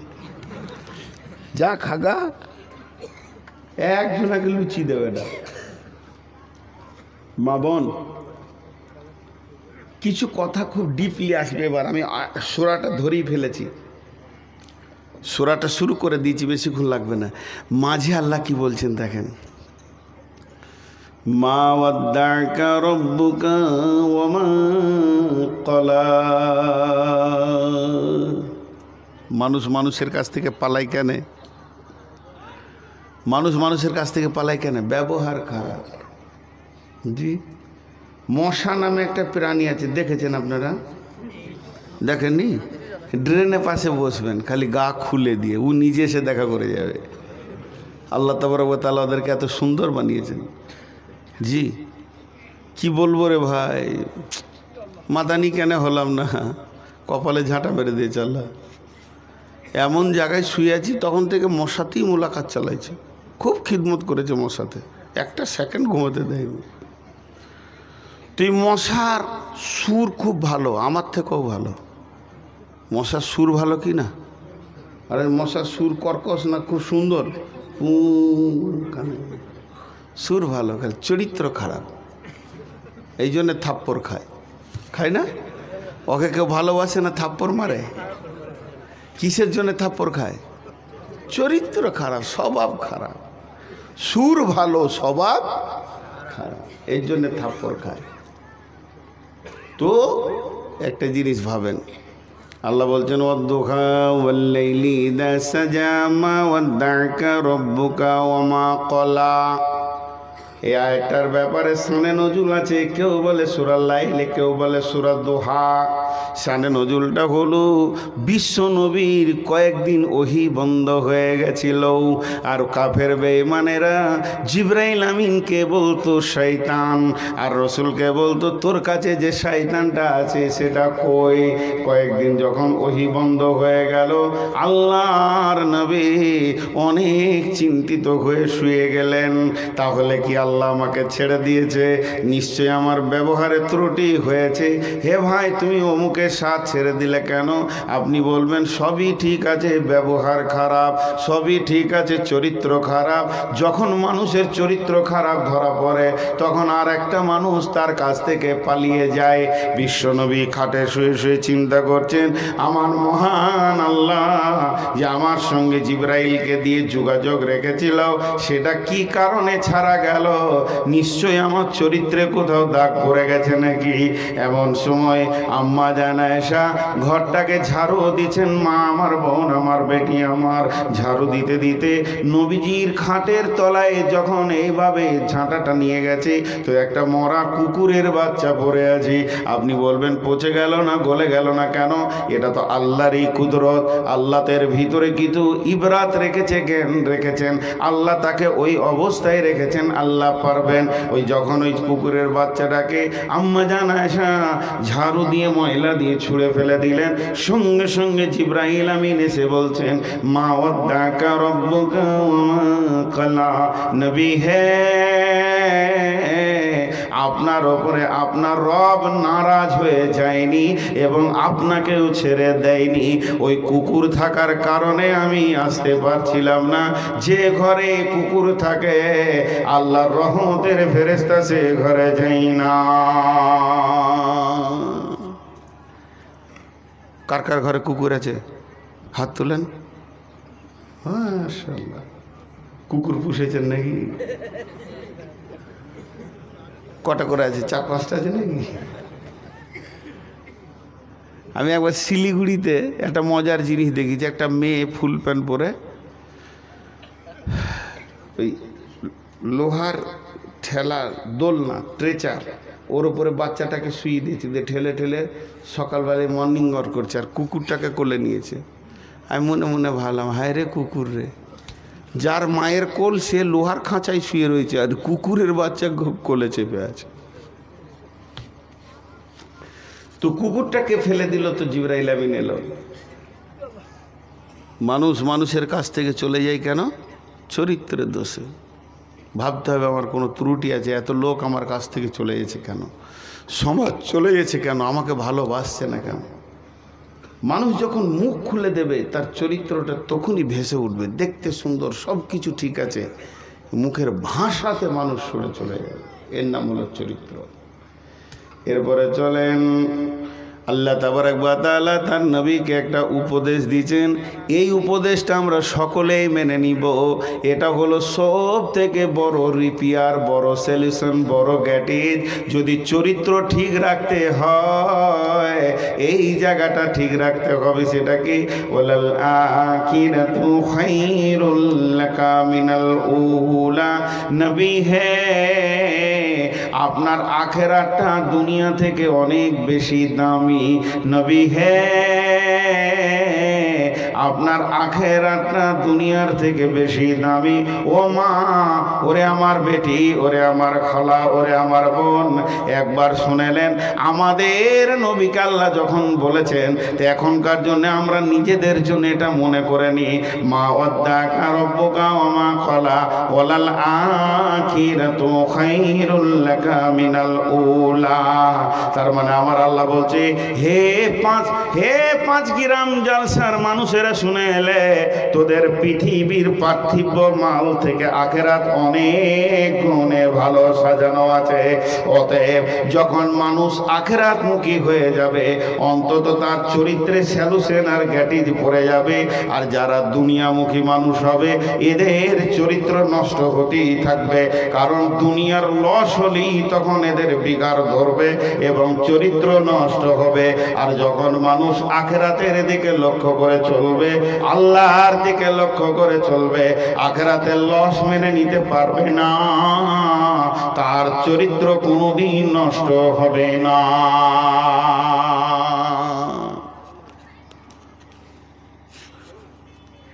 এবার একটা মজার কথা শোনাবো, কৌতূহল।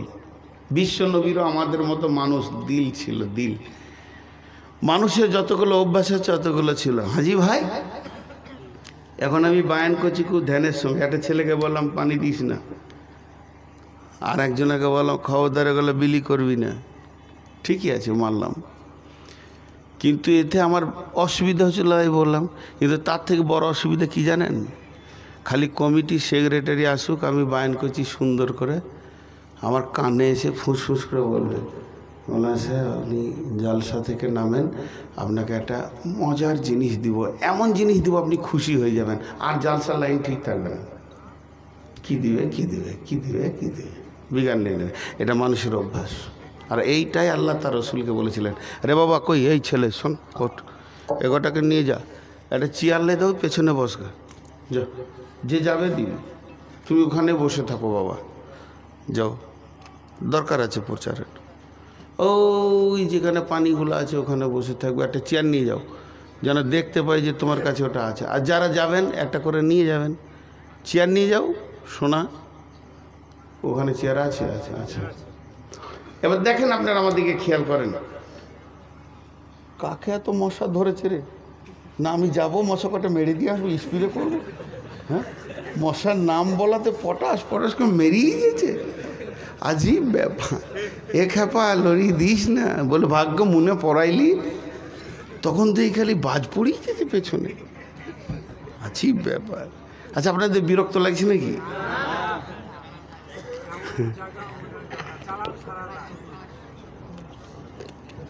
ভাইরে ভাইরে 10 অক্টোবর থেকে 3 দিন ফাঁকা ছিল, 3 দিন না 5 দিন, কতগুলো রাত জাগলাম। বিসমিল্লাহির রহমানির রহিম। ওয়ালা সাওফা ইউতিকা রাব্বুকা ফাতারদা, ওয়ালা সাওফা ইউতিকা রাব্বুকা ফাতারদা। আরেকবার বলছি, ওয়ালা সাওফা ইউতিকা রাব্বুকা ফাতারদা। জিবরাইল বলছেন, নবী হে আমার আল্লাহ তোমাকে অতি সত্বর এমন একটা জিনিস দেবে, তুমি খুশি হয়ে যাবে। কি দেবে এটা বললে না, এবার বলেন কৌতূহল বাড়বে কি বাড়বে না? আরে হ্যাঁ না বলে না, ভিতরটা উতল পাতল করবে কি করবে না? কি দিবে কি দিবে কি দিবে। তো এই জায়গাটা খালি একটু খেয়াল করেন, অতি সত্বর তুমি খুশি হয়ে যাবে। আমি যদি কি দিয়েছে কি দেয়নি এটা আমিও পেন্ডিং রেখে দিলাম, এখন আপনারা চুপ থাকবেন। এটা যদি আমি বলতে ভুলে যাই তো অন্তত আপনারা মনে পড়িয়ে দেবেন রসুলকে কি দেওয়া হয়েছিল, ওইটা আমি আপনাদেরকে বলবো। অনেক তফসিরে খুঁজে সেটাকে পাওয়া গেছে যে আল্লাহ দিব বলেছে, দিল কি দিল না এই বিষয়টা শেষে বলবো। এখন রসুলের ভিতরে কৌতূহল উঠে গেল। জি ভাই, কখনো কখনো ছোট ছেলেকে কাজ করাই টাকা দিয়ে, করায় কি করায় না? হ্যাঁ, আমার ভাইপো আছে, আমার ভাগনা আছে আমার গ্রামে, তো আমার ভাইপো ভাগনাদেরকে আমি কাজ করাচ্ছি পয়সা দিয়ে। ছোট ছেলে, 10 টাকা দিব, দৌড়বেও। জি, আপনাদের মসজিদের ইমাম আমার ভাগ্নে, নিজের ভাগ্নে। তো ওকে ডেকে বলছি, শোন তো এদিকে আয় তোরে বাপ, আমি জলসায় চলে এসেছি, তুই হাট বাজার কটা করে তোর মামিকে দিবি, 20 টাকা দেবো। ছোট ছেলে, 20 টাকা দিব, 50 টাকা দিব। তো ও তখন মনে মনে বলছে দিবে কি দিবে না, মানে টাকাটা আগে দেখ, হাট হোক আর না হোক, কথাটা বুঝতে পেরেছেন কিনা? ছোট ছেলে হলে যা হয়, তাকিয়ে আছে, এখনো মুখ দিয়ে বলছে না যে টাকাটা আগে দেন, ওর অঙ্গভঙ্গিটা বলছে আগে আমারটা হোক তারপরে যা হবে হবে। তোর মুখ পানে তাকে আমি আইডিয়া করলাম যে খুব গোলমাল হচ্ছে মনে হচ্ছে। তখন ওকে আমি শাসন করছি, কি বলে, তোকে আমি জালসার দিন 100 টাকা দিয়েছি, ঈদের দিন 50 টাকা দিয়েছি, আবার কোরবানির দিন তুই 100 টাকা নিলি, তোর বোনের বিয়ের দিন 50 টাকা দিয়েছি, অমুক দিনে তোকে 20 টাকা দিয়েছি। তখন এটা আর বলছি না, তখন ওর মনটা শান্তি হলো, কাজটা করে দিলে আমাকে 20-50 টাকা দেবে। মারলো দৌড় ওই কাজটা করতে। তো আমার আল্লাহ যখনই বললেন ওয়ালা সাওফা ইউতিকা রাব্বুকা ফাতারদা, নবী হে তোমাকে অতি সত্বর এমন জিনিস আমি দেব, তুমি রাজি হয়ে যাবে। কিন্তু জিনিসটা কি বলছে না।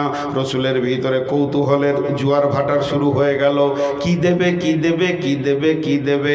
যখনই খাওয়া শুরু হয়ে গেল সঙ্গে সঙ্গে আমার আল্লাহ বুঝে নিয়েছেন যে আমার রসুলের দিলের ভিতরে জোয়ার ভাটা চলছে।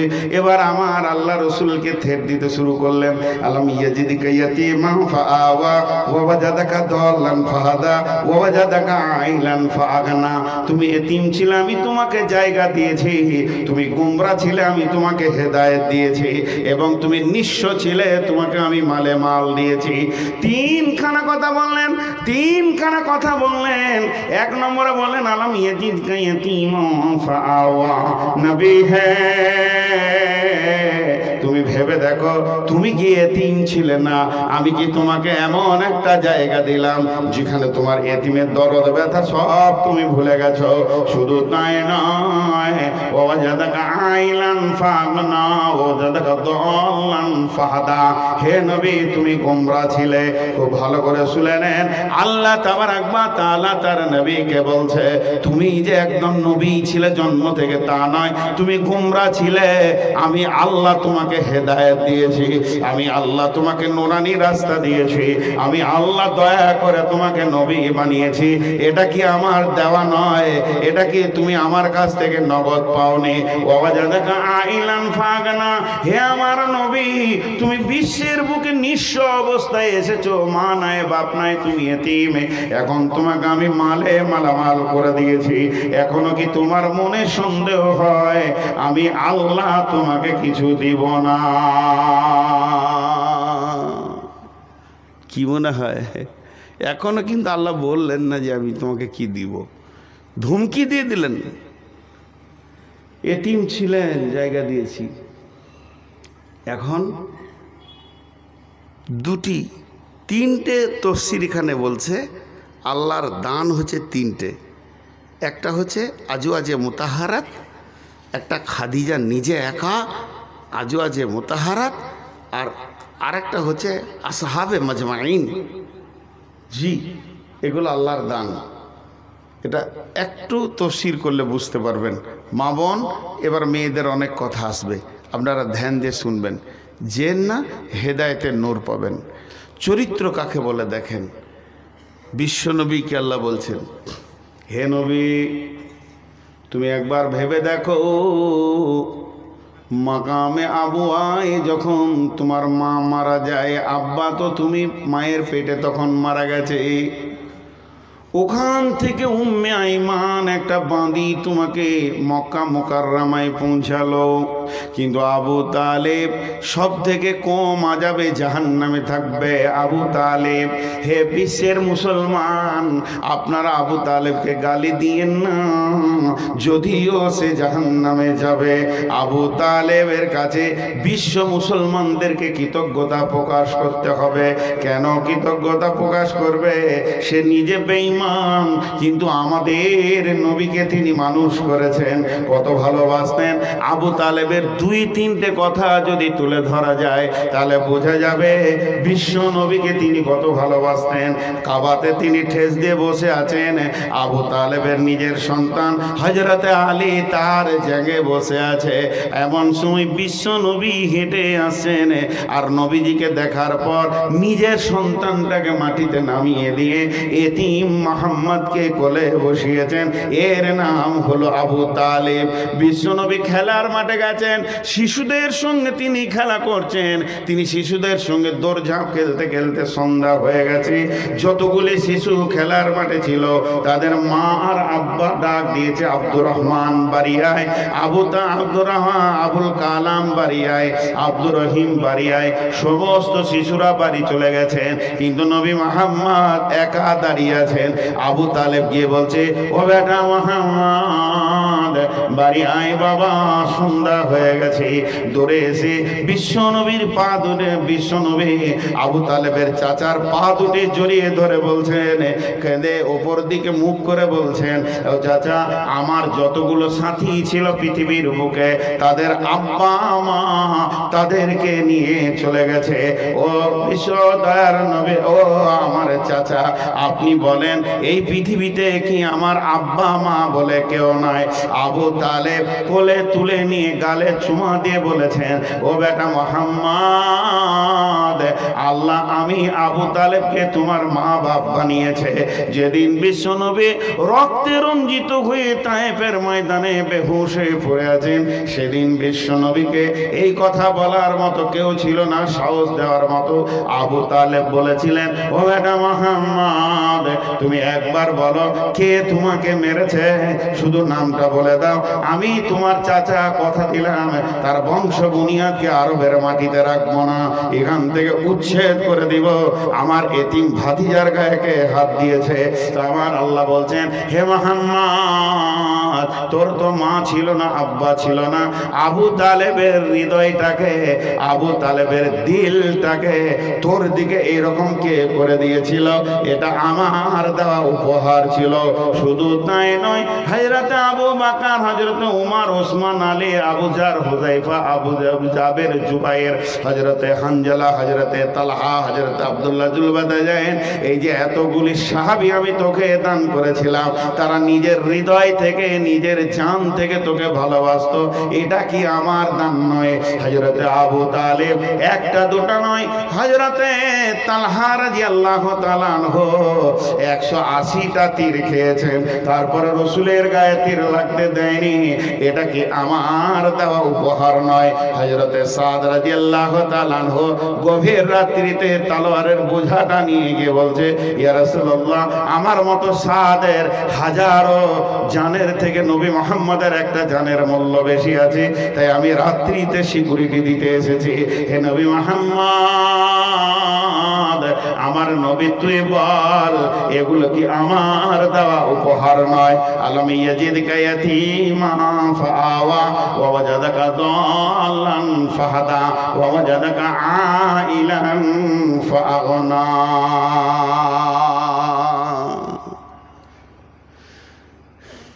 যদি কারো ঘর জোয়ার মনে ইচ্ছা হচ্ছে, আমি নূর মোহাম্মদ বলবো 10টা মিনিট টাইম দেন, দুটি ঘটনা আপনারা শুনে যান। চরিত্র কাকে বলে? মা বোন বেটি একবার ধ্যান দিয়ে শুনেন। আবু তালেব রসুলকে কত ভালোবাসতেন। খালি যার সঙ্গে দেখা হচ্ছে আবু তালেব খালি ওই যে একটা কাজ দেখে দাও গো, একটা বউ দেখে দাও। একটা জিনিস আপনাদের কাছে জমা রেখেছি, মনে আছে? কি বলেন তো? রসুল কি পেয়েছে কি পায়নি সেটা বলবো। আল্লাহ যে দুবো বলেছে মালটা বলবো। এখানটায় যে কি তত্ত্ববহুল কথা আল্লাহ বলেছেন। তো আবু তালিব যার সঙ্গে দেখা হয়, আমাদের যেমন ছেলে মেয়ে একটু বড় হলেই বন্ধু বান্ধবের সঙ্গে দেখা হলে, ভাই একটা মেয়ে দেখে দেন, ভাই একটা ছেলে দেখে দেন, মেয়েটার বিয়ে দিব। ঠিক আবু তালেব যার সঙ্গে দেখা হয়, একটা কাজ টাজ নাই গো, আমার ভাতিজাটাকে মানুষ করলাম কষ্ট করে, একটা কাজ আর একটা মেয়ে হলেই হয়ে যাবে, বাস আমি দায় খালাস, বিয়েটা দিয়ে দিব আর কাজ টাজ করে খাবে, এবার ওর আল্লাহ আর দুনিয়া চালাবে। একজন বলছে কাজ আছে, একটা মহিলার কাছে কাজ আছে। মহিলাটার নাম হচ্ছে খাদিজা, বড় সম্ভ্রান্ত ফ্যামিলির মেয়ে। ওর একটা স্বামী তালাক দিয়েছে, একটা স্বামী মারা গেছে, আর ওর ব্যবসা, ওর মহাজান, ওর কাছ থেকে আরবের অনেক ছেলে ব্যবসা করে, যা লাভ হয় একটা ভাগাভাগি। তো আপনি যেতে পারেন, আপনি যেতে পারেন। আবু তালেব বলছে, এ বেটা মোহাম্মদ রে, চো বেটা, একটা কাজের খবর পেয়েছি, দেখি তোকে কোনো রকম এখানে কাজে লাগানো যায় কিনা। সিধা খাদিজার বাড়ি গেল। জহুরির মুখে শোনা, বুঝতে পেরেছেন? জহুরির মুখে যদি কেউ সোনা নিয়ে গিয়ে যদি বলে যে ভাই এই তামাটা দেখো, তো বলে তামা লয় রে খেপা, সোনা। খাদিজা কে ছিলেন? হাফিজা ছিলেন। কিসের? কোরআনের লাই, তওরাতের হাফিজা ছিলেন এবং তর্জমা তফসির সহ হিফজ ছিল। আর ওর সামনে নবী মোহাম্মদ পড়ে গেছে, একদম যুবক। বলেন ও কি বুঝবে? তো তৌরাতে পেয়েছে যে একজন নবী আসবে, আখিরি নবী, তার চেহারাটা কেমন হবে, তার চলন কেমন হবে। খাদিজা ওর দিকে খালি তাকিয়ে আছে, এইটাই নাকি রে? আবু তালেব গিয়ে বলছে, বা খাদিজা, শুনলাম নাকি তুমি বিজনেসই ছেলে পিলেদের কাজে লাগাও। ওই যে ছেলেটা দেখছো, এটা আমার ভাতিজা। ও যখন মায়ের পেটে ছিল বাপ মরে গেছে, আর যেদিন ও 6 বছরের ছেলে মা মারা গেছে, তারপর থেকে আমি ওকে তিলে তিলে মানুষ করলাম রে মা। এখন আমার ঘাড়ে পড়ে আছে, আল্লাহ আমাকে দিয়েছে এই বোঝা বহন করতে। যদি তোমার কাছে কোনো কাজ থাকে, আমার ভাতিজাকে কাজ দিতে পারো। ছেলে বড় সৎ, মিথ্যা কথা বলে না, কারো টাকা মেরে দেবে না, এতটুকু তোমাকে আমি বলছি। খাদিজা বলছে, জি চাচা, কাজের ব্যবস্থা আছে। আর ব্যবস্থা আছে বলতে বলতে অন্যমনস্ক হচ্ছি। অন্যমনস্ক বুঝেন? আরে কথা বলে না। ধরেন এইখানে দুটো মহিলা কথা বলছে পর্দার ওই পারে, আর আপনার সঙ্গে আমি কথা বলছি। হ্যাঁ জি জি, কালকে ফারাক্কায় জালসা আছে। হ্যাঁ, ওখানে ফারাক্কাতে জালসা করে পরশুদিন হোসেননগর যাব। নিয়ে আপনি জিজ্ঞেস করছেন বাড়ি কবে যাবেন? না, এখন বিহারেই আছি। কথাটা মেলছে? তার মানে কানটা ওই দিকে গিয়েছে আমার, ওই দিকে কথা চলছে কি না, এটাকে অন্যমনস্ক বলে। হযরতে খাদিজা আবু তালিবের সঙ্গে ব্যবসা নিয়ে কথা বলছেন। বিশ্ব নবী যে মাথাটা নামিয়েছেন, মাথা তুলছে না, লাজুক লাজুক ভাব, বড় শর্মিন্দা যুবক, চারিদিকে চকা গরুর মতো দেখে না, আর ঘাটটা নামও করে নিয়েছে। নবীজির চুলগুলো ঘুমড়ো ছিল, নবীজির চেহারা উজ্জ্বল বর্ণ ছিল। আম্মা জান আয়েশা বলেছেন, যেসব মেয়েরা আপেল কাটতে গিয়ে ইউসুফকে দেখে আঙুল কেটেছিল, ওই মেয়েগুলি মিশরের যদি আমার নবীকে হাবিবকে দেখতো, কলিজা কেটে দিত, টের পেত না। তিনার অভ্যন্তরের সৌন্দর্য এত ছিল, দয়ার নবী মাথা নামো করে আছেন। আর এদিকে খাদিজা আবু তালেবের সঙ্গে কথা বলছেন, একবার করে রসুলের দিকে তাকাচ্ছেন, আর মনে মনে ভাবছেন, তৌরাতে যেমন যেমন ব্যবহারের কথা বলা হয়েছে, তৌরাতে যেমন যেমন চেহারার কথা বলা হয়েছে, আখিরি নবী মনে হয় যেন এই ছেলেটাই হবে। আর এদিকে খাদিজা বুঝতে পারছে হালকা হালকা, কিন্তু এখনো পরিষ্কার হয়নি। হযরতে নবী মুহাম্মদ সাল্লাল্লাহু আলাইহি সাল্লামের বিজনেস রেডি হয়ে গেল। খাদিজা বলল, ঠিক আছে, ওর সঙ্গে আমার বিজনেস পার্টনার হবে, ও আমার কাছ থেকে মাল নিয়ে বিক্রি করবে, লাভ যা হবে একটা অংশ ভাগাভাগি হয়ে যাবে। কালকে পাঠিয়ে দিন। নবীজি গেলেন, কাজ করার জন্যে দাঁড়িয়ে আছেন। হযরতে খাদিজা কাপড় দিয়ে দিল। যতগুলি কাপড় ব্যবসায়ী আছে কাউকে গোলাম দেয়নি, কিন্তু নবী মুহাম্মদ সাল্লাল্লাহু আলাইহি সাল্লামকে একটা কাপড়ের বোঝা তৈরি করার পর হযরতে খাদিজা বললেন, রে মাইসারা, তুমি কাপড়কে বহন করবে, এই লোকটাকে কাপড় বহন করতে দেবে না। মুহাম্মদ যেন কাপড় বহন করবে না, বহন করবে তুমি। তুমি হলে গোলাম, আর ইনি হলেন মালিক, ম্যানেজার। এই কাপড়গুলো বিক্রি হবে, আর আমি খাদিজা হলাম এর মহাজন মালিক। অতএব বিশ্ব নবী মুহাম্মদ সাল্লাল্লাহু আলাইহি সাল্লামকে বের করে দিলেন।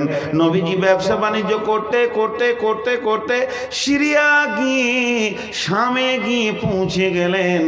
এমন সময় নবীজি মাইসারাকে বলছে, মাইসারা রে, আমি বড় ক্লান্ত হয়ে গেছি, আমাকে একটু ঘুমানোর প্রয়োজন মনে হচ্ছে। ও মাইসারা, কাপড়গুলো এখানে রেখে দাও, আর তুমি বসে বসে কাপড়গুলো যোগানদারি করো, আমাকে একটু রেস্ট নিতে দাও। দয়ারে নবীজি শুয়ে গেলেন তো ঘুমিয়ে গেলেন। এমন ঘুম দিয়েছে, নবীজি ঘুমিয়ে গেছেন।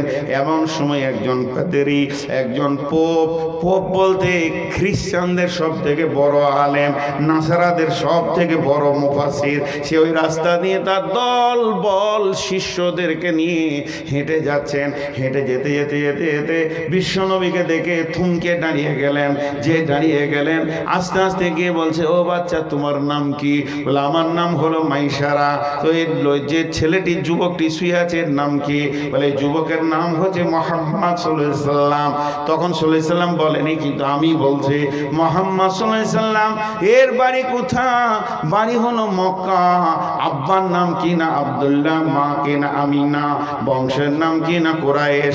কোথা থেকে এসছো তোমরা? বলে মক্কা থেকে এসেছি, বিজনেস আমাদেরকে খাদিজা দিয়ে পাঠিয়েছেন। ওই পোপ তখন বলছে, ও যুবক মাইসারা, তোমার সঙ্গীকে তুমি উঠাও, আর উঠিয়ে এখান থেকে সিরিয়া ছেড়ে নিজের দেশে চলে যাও। এই ছেলেটি আখেরি পয়গম্বর হবে, ইনি নবী মুহাম্মদ সাল্লাল্লাহু আলাইহি সাল্লাম পৃথিবীতে চলে এসেছে।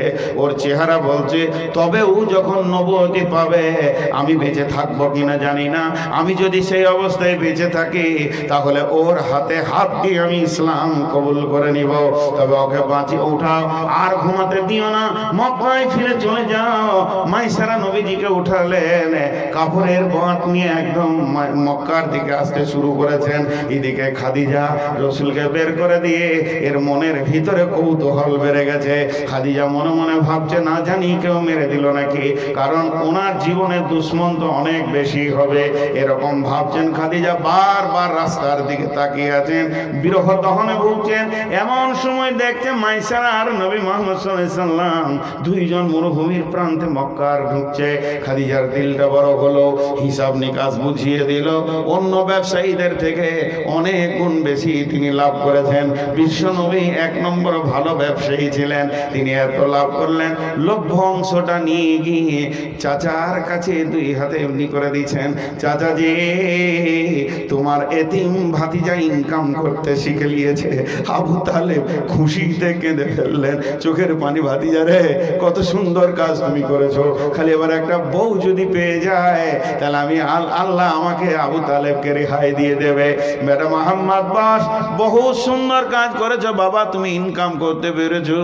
আবু তালেবের কলিজাটা বড় হলো, আনন্দে আত্মহারা হয়ে গেলেন। এরপরে নবী বসে আছেন। এমন সময় মাইসারাকে নিয়ে খাদিজা বলছে, মাইসারা রে, যে লোকটার সঙ্গে তোকে আমি পাঠিয়েছিলাম ব্যবসাতে, একটি বার বল লোকটার ব্যাপারে কিছু কথা আমাকে বল, কোন চরিত্রের লোক। মাইসারা তখন, আমি একটা কথা বলেছি, বাড়ির কাজের লোক বলে দেবে মানুষ কেমন। তখন মাইসারাকে বলছে, মাইসারা বলছে, ও খাদিজা, মালিকিন আমাদের কাজের মালিক। শোনো, জীবনে বহু লোক দেখেছি, এত সৎ চরিত্রের দামি লোক জীবনে দেখি নেই। দুই নম্বরে হলো, আমি তিনটে কথা বলবো, তিনটে কথা গুনে বলবো, এর মতো দামি লোক আমি জীবনে দেখিনি। দুই নম্বর হলো, যখন আমরা স্বামী ছিলাম রেস্ট নেওয়ার জন্যে, বিশ্ব নবী মুহাম্মদ সাল্লাল্লাহু আলাইহি সাল্লাম ঘুমিয়ে গেলেন, আর আমি বসেছিলাম। একজন পোপ এসে বলল, তাড়াতাড়ি উঠিয়ে মক্কায় নিয়ে চলে যাও, লোকটা আখেরি নবী হবে। খাদিজার যেটা ডাউট ছিল সেটা ক্লিয়ার হয়ে গেল, সমস্ত কিছু ক্লিয়ার হয়ে এবার সূর্যের আলোর মতো প্রকাশ হয়ে গেল। এবার তিন নম্বরটা শোনার জন্য খাদিজার কৌতূহল বেড়ে যাচ্ছে। তখন বলছে, মাইসারা লেট করিস না, তিন নম্বরটা বল।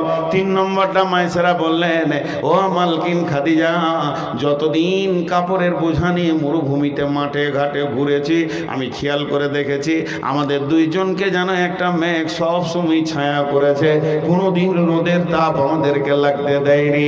এই তিনটি কথা বলার সঙ্গে সঙ্গে খাদিজা বুঝে নিলেন, আর এখানে কৌতূহল নাই, এখানে সংশয় নাই, সব পরিষ্কার হয়ে গেল, এটা আখেরি পয়গম্বর হবে। তাহলে আমাকে বিয়ে করবে কি কিনা? ওর তো বয়স হলো 25 আর আমি হলাম 40, বিয়ে করবে কি করবেন না? না, একবার প্রস্তাব দিয়ে দেখি। না, প্রস্তাব দিলে মনে হয় প্রত্যাখ্যান হয়ে যাবে। একটা যুবক কি বৃদ্ধাকে বিয়ে করে নাকি? তবে প্রস্তাব দিয়ে দেখা যাক। 5 রকম ভাবতে ভাবতে খাদিজার সম্পর্কে ফুপু কিংবা দাদি নাফিসা নামে একজন মহিলাকে ডেকে বললেন, দাদিজি, আমার বিয়ের প্রস্তাবটা নবী মুহাম্মদ সাল্লাল্লাহু আলাইহি সাল্লামের কাছে, তার চাচার কাছে পৌঁছে দাও। নাফিসা গিয়ে বললেন, ও আবু তালেব, ছেলে তো ইনকাম করতে শিখেছে, বউ নেবে কে বলো? বলে, বউ আবার কে? একটা বউ দেখে দাও, দরকার আছে। ভাতিজা এবার ইনকাম করছে তো বউয়ের তো দরকার আছে। যখন এই কথা বললাম তখন বলছে, আমি একটা প্রস্তাব নিয়ে এসেছি, খাদিজার তরফ থেকে স্বয়ং খাদিজা নিজে বিয়ে করতে চেয়েছেন। আবু তালেব তো বলছে আর খুশি সহ্য হচ্ছে না, মনে হচ্ছে যেন খুশিতে আনন্দতে চিৎকার হরে কি করে কিছুই তাল পেছি না, এত বড় একটা বড় ঘর থেকে প্রস্তাব এসেছে। তখন আমি মনে মনে ভাবলাম যে আমি এটা একবার ভাতিজাকে জিজ্ঞেস করে নি। বিশ্ব নবীকে ডাকলেন, বেটা মুহাম্মদ। হাসবেন না, মেন্টাল রুগী দেখে যদি হাসেন আর না জানি আল্লাহ কালকে আপনাকে ওই কাজটা করাবে, খবরদার না। পাগলকে ভালোবাসলে আল্লাহ ভালোবাসবে, আপনাদের জানা নাই হাদিস। আপনারা আমার দিকে ধ্যান দেন, ও তো ওর কাজ করছে, মেন্টাল রুগী সহ্য হবে। আপনাদের বিরক্ত লাগছে নাকি? এই প্রস্তাব পেয়ে গেল, বিশ্বনবীকে এবার জিজ্ঞেস করবে। যুবক দয়ার নবীকে ডাকলেন, আবু তালেব, বেটা মোহাম্মদ। মোহাম্মদ সাল্লাল্লাহু আলাইহি সাল্লাম আসলেন, খাটে বসলেন, মাথা নাম করে আছে। কোনোদিন নবীজি মাথা উঁচু করে মুরব্বীদের সামনে বেয়াদবি করতেন না। যেই নবীজি এরকম বসে আছেন, মা আমার, বোন আমার, প্রস্তাবটা দিয়ে দিলেন আবু তালেব। আবু তালেব বললেন, বেটা রে, তোর বিয়ের প্রস্তাব এসেছে বাবা, স্বয়ং খাদিজা তোকে বিয়ে করতে চেয়েছে। বিশ্বনবী হ্যাঁ বললেন না, বিশ্বনবী নাও বললেন না। তবে ইতিহাস বলছে বিশ্বনবী একটু মুচকিয়ে হাসলেন। আর যখনই নবীজি মুচকিয়ে হাসলেন, আল্লাহর নবীর চাচা নাফিসাকে বললেন, যাও অমুক তারিখে খাদিজাকে রেডি হতে বলো, কয়েকটা লোক গিয়ে আমি আমার ভাতিজার বিয়ে দিয়ে দেব। দিন প্রস্তাব হয়ে গেল, দিন রেডি হয়ে গেল। দয়ার নবীকে দয়ার নবীকে আবু তালেব নিয়ে গেলেন। নিয়ে গিয়ে খাদিজার সঙ্গে আবু তালেব খুতবা পরে বিয়ে পড়িয়ে দিলেন। বিয়ে হয়ে গেল। এতদিন নবীজি ছিলেন কাজের ম্যানেজার, এবার হয়ে গেল বাড়ির লোক, কাজের লোক, মা আমার, বোন আমার। এবার খাদিজা তার সহিলীদেরকে ডাকলেন, ডাকার পরে বললেন, আমাদের একটা বাসর ঘর রেডি করে দাও, আমি নবস্বামীর সঙ্গে আবার নতুন জীবনে বন্ধনে আমি দাম্পত্য জীবনের বন্ধনে এগিয়ে যাব। যখন একটা ঘরকে সুন্দর করে সাজিয়ে দেওয়া হলো, আল্লাহর নবীকে বাড়ির ভিতরে ডাকা হলো। বিশ্বনবী ভিতরে গিয়ে মাথা নাম করে মনকে ভারাক্রান্ত করে বসে আছে। হযরতে খাদিজা আম্মা জান উম্মুল মুমিনিন হাসতে হাসতে রসুলের সামনে আসছেন। আমার একটা স্বামী তো হারিয়েছি, একজন তালাক দিয়েছে, আবার তৃতীয় নম্বরে পড়েছি, না জানি স্বামীর সঙ্গে কত কৌতূহলের কথা, আনন্দ হবে।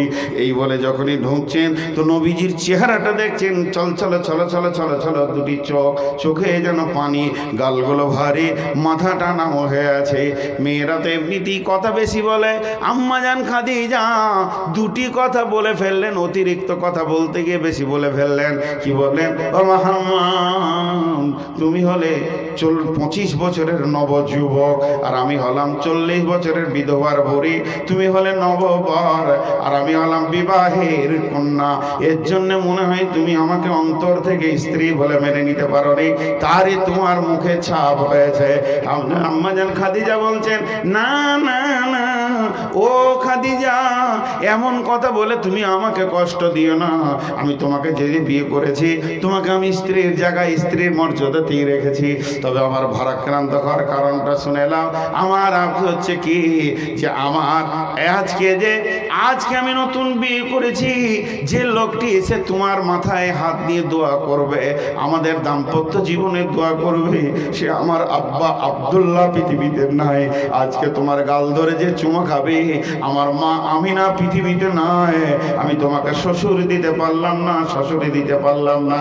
শুধু তাই নয় খাদিজা রে, তুমি রাজ ফ্যামিলির মেয়ে, তুমি জমিদার ফ্যামিলির মেয়ে, তোমাকে হাজার হাজার টাকার, তোমাকে শত শত ভরি সোনা দিয়ে বিয়ে করার জন্যে আরো জমিদারের ছেলেরা রেডি হয়েছিল। আমি তোমার ঘরে কাজ করেছি, সব খবর আমার কাছে আছে। তারপরও তারা রাজপুরুষ ছিল, কি জানি কেন তাদের আমাদেরকে তুমি তাদের প্রস্তাব প্রত্যাখ্যান করেছো, আর আমার মতো একজন এতিমকে কি করে তুমি বেছে নিতে পারলে? কারণ আমি আজকের দিনে তোমাকে আনন্দ দেব এমন কিছু একটা গলার হার তোমাকে দিতে পারিনি, আংটি দিতে পারিনি, তোমাকে দামি সুসজ্জিত কিছু দিতে পারলাম না। এই জন্য আমি একটা পুরুষ হিসেবে অতি লজ্জায় মাথা নামা করে রয়েছে। চোখের পানিটা আব্বা মার বিয়োগের জন্য রয়েছে। আম্মা জান খাদিজা বলছেন, ও নবী মুহাম্মদ, এটাই যদি কারণ হয় তাহলে আমার কথা এবার আপনাকে শুনতে হবে। বাসর ঘরে কি শুরু হয়ে গেল দেখো, তাহলে আমার কথা শুনতে হবে। বলো খাদিজা তুমি কি বলছো বলো। বলছে আমি তো জমিদার ফ্যামিলির মেয়ে, আমি রাজ ফ্যামিলির মেয়ে, আমার তো মালের কোনো অভাব নাই। তাহলে আমার যত উট, যত দুম্বা, যত ঘোড়া, যত স্থাবর অস্থাবর সম্পত্তি, স্বর্ণ থেকে নিয়ে রূপো টাকা পর্যন্ত এক্ষুনি আমি আপনাকে দান করে দিলাম। আমি কাঙ্গালি হয়ে গেলাম। এবারে বিশ্বনবী বলছেন, রে খাদিজা একটু তুমি ভাবো, আমার আবার অভ্যাস খারাপ আছে, আমার হাতে মাল আসলে আমি বিধবা এতিমকে দান করে দিই, তাদের চোখের পানি আমি দেখতে পারি না। অতএব তুমি মালগুলো দিলে একদিন দেখবে সব মাল শেষ হয়ে গেছে, তখন কি তুমি মেনে নিতে পারবে? তখন আম্মা জান খাদিজা বলছেন, হে মুহাম্মদ, আমি সব তোমাকে দান করে দিলাম, আপনাকে আমি সব দিয়ে দিলাম, কিন্তু আপনি দান করে দেন চাই নিজে রাখেন, এ ব্যাপারে আমি কোনো কমন করব না। তবে একটা কথা শুনেলেন, শুধু মাল দিলাম না, আমি আমার মাথা থেকে পা পর্যন্ত পূর্ণাঙ্গ দেহটা আপনাকে দিয়ে দিলাম। আপনি বললে আমার পা চলবে, নচেত চলবে না। আপনি বললে আমার চোখ দেখবে, নচেত দেখবে না। আপনার হুকুম ছাড়া আমার মুখ কথা বলবে না। সবটাই আমি দান করে দিলাম। এখন আমি কাঙালি, নবী মুহাম্মদ, এবার আমার মতো কাঙাল মেয়েটাকে স্ত্রীর জায়গায় নিতে পারবেন কিনা আপনি দেখেন। আল্লাহর নবীকে সমস্ত কিছু দান করে দিয়েছিলেন। এর জন্য আমার আল্লাহ বলেছেন, ওয়াজাদাকা আইলান ফাগনা। নবী হে, তোমাকে যে আমি বড় বড় উপহারগুলো দিয়েছি, সেই উপহারের লিস্টে রয়েছে খাদিজার মতো একটা মেয়ে। এই বিয়ের নির্বাচন আমি আসমান থেকে করছি, তোমার সঙ্গেই হবে, সমস্ত মালের মালিক তুমি হবে। এটা কি আমার দেওয়া নিয়ামত নয়? হাজি ভাই, একটা কথা আপনাদেরকে জিজ্ঞেস করব। এখানে যার ঘরে বিয়ে দেওয়ার মতো সন্তান আছে, আমি একটা বউ দেখে দেবো এরকম 40 বছর বয়স, একটা স্বামী তালাক দিয়েছে আর একটা স্বামী মারা গিয়েছে, আপনি ছেলের বিয়ে দিবেন 25 বছরের? একবারে হ্যাঁ না বলছে না গো। ভাবছে হয়তো মেয়েটাকে নিয়ে আমি এসেছি নাকি গাড়ি করে, যখনই দিয়ে দেবো। নাটক করার মতো হ্যাঁ নাটা বলেন, দিবে না। আচ্ছা, এটা বিয়েটা সাজমান হয়েছে? 40 বছর বুড়ি আর 25 বছরের যুবক, বিয়েটা সাজমান হয়েছে? হ্যাঁ না বলে না তো গুলো হয়নি। কিন্তু আসলে তো বিয়ে লয়, আসল হচ্ছে চরিত্র। আসল কি? চরিত্র। চরিত্র আজীব জিনিস।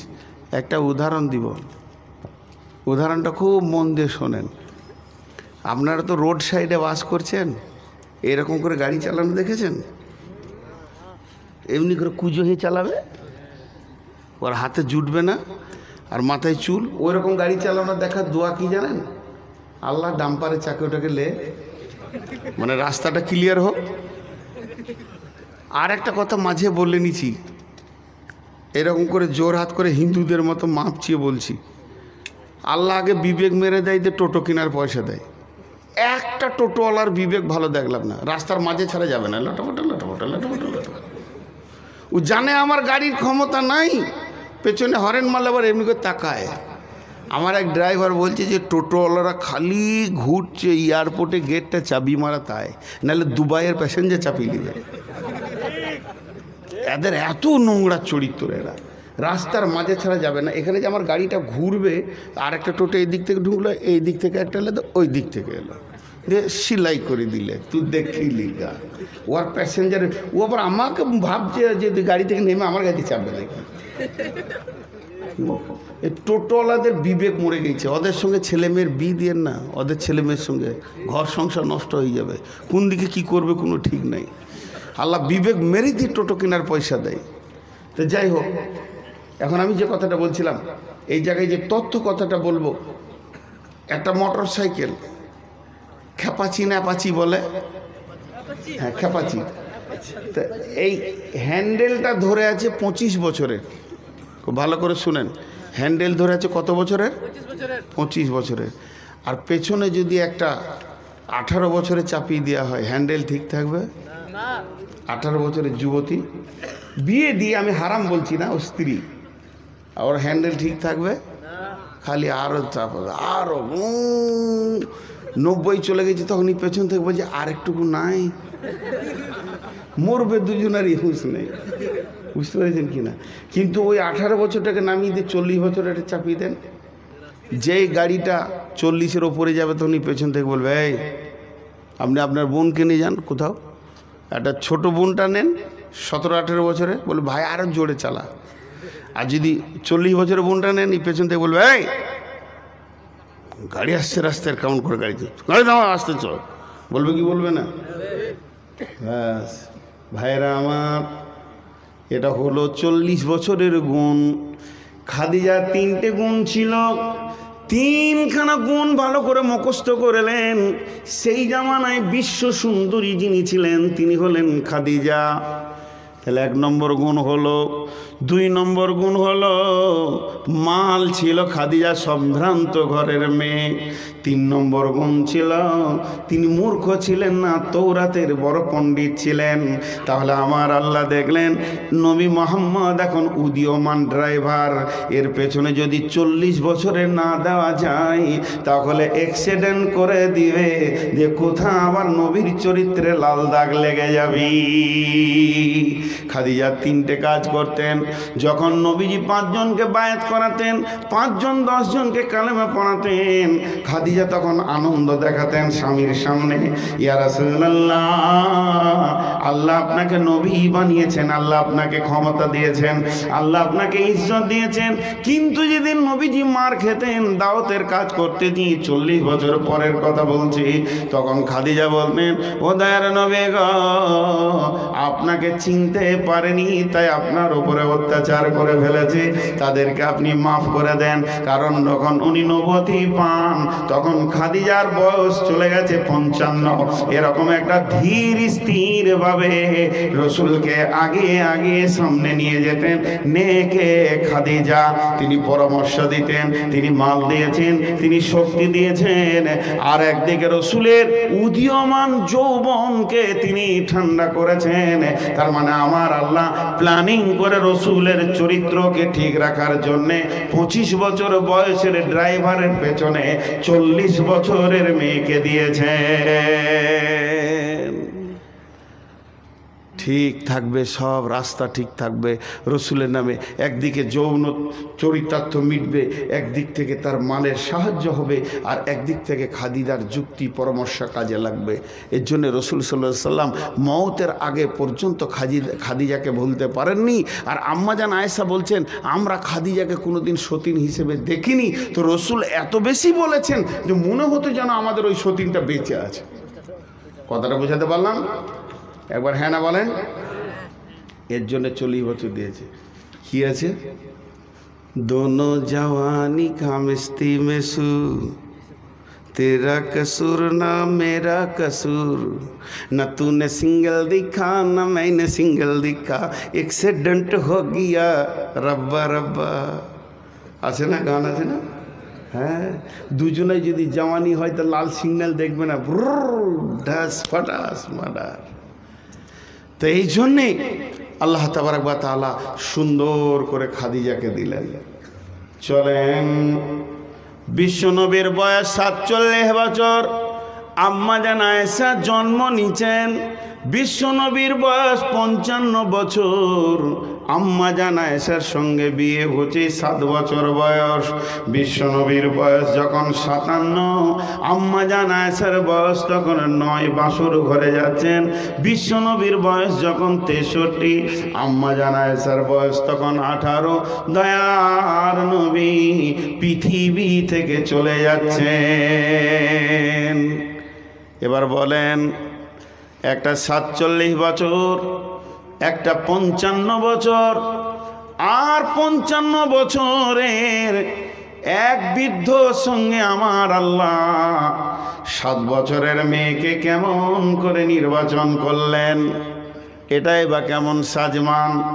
আম্মা জান আয়েশা বলতেন, আমাকে আল্লাহ 5খানা সম্মানী দিয়েছেন।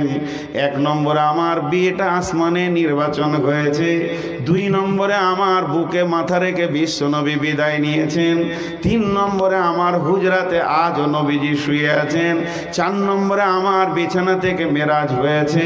5 নম্বরে আমার ঘরে ওহী এসেছে জিবরাইল আমিন। তাহলে এই মেয়েটা কত সুন্দর! আল্লাহ তাবারক ওয়া তাআলার নবী একদিন সফর থেকে ফিরে আসছে। তাহলে আম্মা জান আয়েশার কিছু আচরণ শুনলেন কেমন? সফর থেকে আসছেন, ধুলোবালি নিয়ে এইভাবে মদিনায় তিনি খেলা করছেন। আম্মা জান আয়েশা আবু বকর গিয়ে বলছেন, ও মা, তোমার বিয়ে দিয়ে দিয়েছি দয়ার নবীর সঙ্গে, ধুলোবালিতে নোংরা থাকলে হবে না, তুমি পরিষ্কার হও। সে ছোট ছেলে স্বামী বুঝে না, সুজা মাকে গিয়ে বলছে, মা, আমার স্বামী এসেছে, আমাকে পরিষ্কার পরিচ্ছন্ন করে দাও। তার মা তাকে পরিষ্কার পরিচ্ছন্ন করে দিলাম। বিশ্বনবী বসে আছেন, সুজা গিয়ে আম্মা জান আয়েশা ভিতরে ঢুকলেন, নবীজির সঙ্গে কথা বলছেন। আল্লাহর নবী বলছেন, আয়েশা রে, আমি তোমাকে বেশিরভাগ টাইম খেলাধুলাতে দেখি, তুমি কি খেলতে অতি ভালোবাসো? তোমাকে খেলা এতই ভালো লাগে, তোমার কি কোনো কাজ নাই? রসুলের আঙ্গুলটা ধরে টানতে শুরু করলেন। এইভাবে টানচার বলছেন, ও দয়ার নবী গো, আমি শুধু খেলতে পারি না, আমি দৌড়তে শুদ্ধ পারি। বিশ্বনবী 2 বার দৌড়েছেন বিবির সঙ্গে, আম্মা জান আয়েশার সঙ্গে। তখন একবার দৌড়লেন, নবীজি আপনার একটু হালকা হলেন, আম্মা জান আয়েশাকে আগে বাড়তে দিলেন। কারণ ছোট ছেলে, নবীজি দেখছেন আমি যদি আগে বেড়ে যাই তো মনে কষ্ট পাবে। এইভাবে হাতে টানা দিয়ে দিয়ে রসুলকে বলেছিলেন, আপনি আখিরি পয়গাম্বার, আপনি সৈন্যদের কমান্ডার, কিন্তু আমার সঙ্গে দৌড়ে পারলেন না। বিশ্বনবী মুচকে মুচকে হাসলেন। এরপরে দয়ার নবী একবার সফরে বেরিয়ে গেছিলেন। সফরে আস্তে আস্তে জিহাদ থেকে ফেরার পথে নবীজি বললেন সাহাবীদেরকে, তোমরা একটু আগিয়ে যাও, চাঁদনি রাত ছিল, তোমার মায়ের সঙ্গে আমাদের প্রয়োজন আছে, আমার প্রয়োজন আছে। সমস্ত সাহাবীরা এগিয়ে চলে গেলেন। তখন দয়ার নবী বললেন, আয়েশা রে, তুমি তো একদিন আমাকে প্রস্তাব দিয়েছিলে ধরার জন্যে, তুমি অতি শিশু ছিলে, আমি প্রত্যাখ্যান করিনি।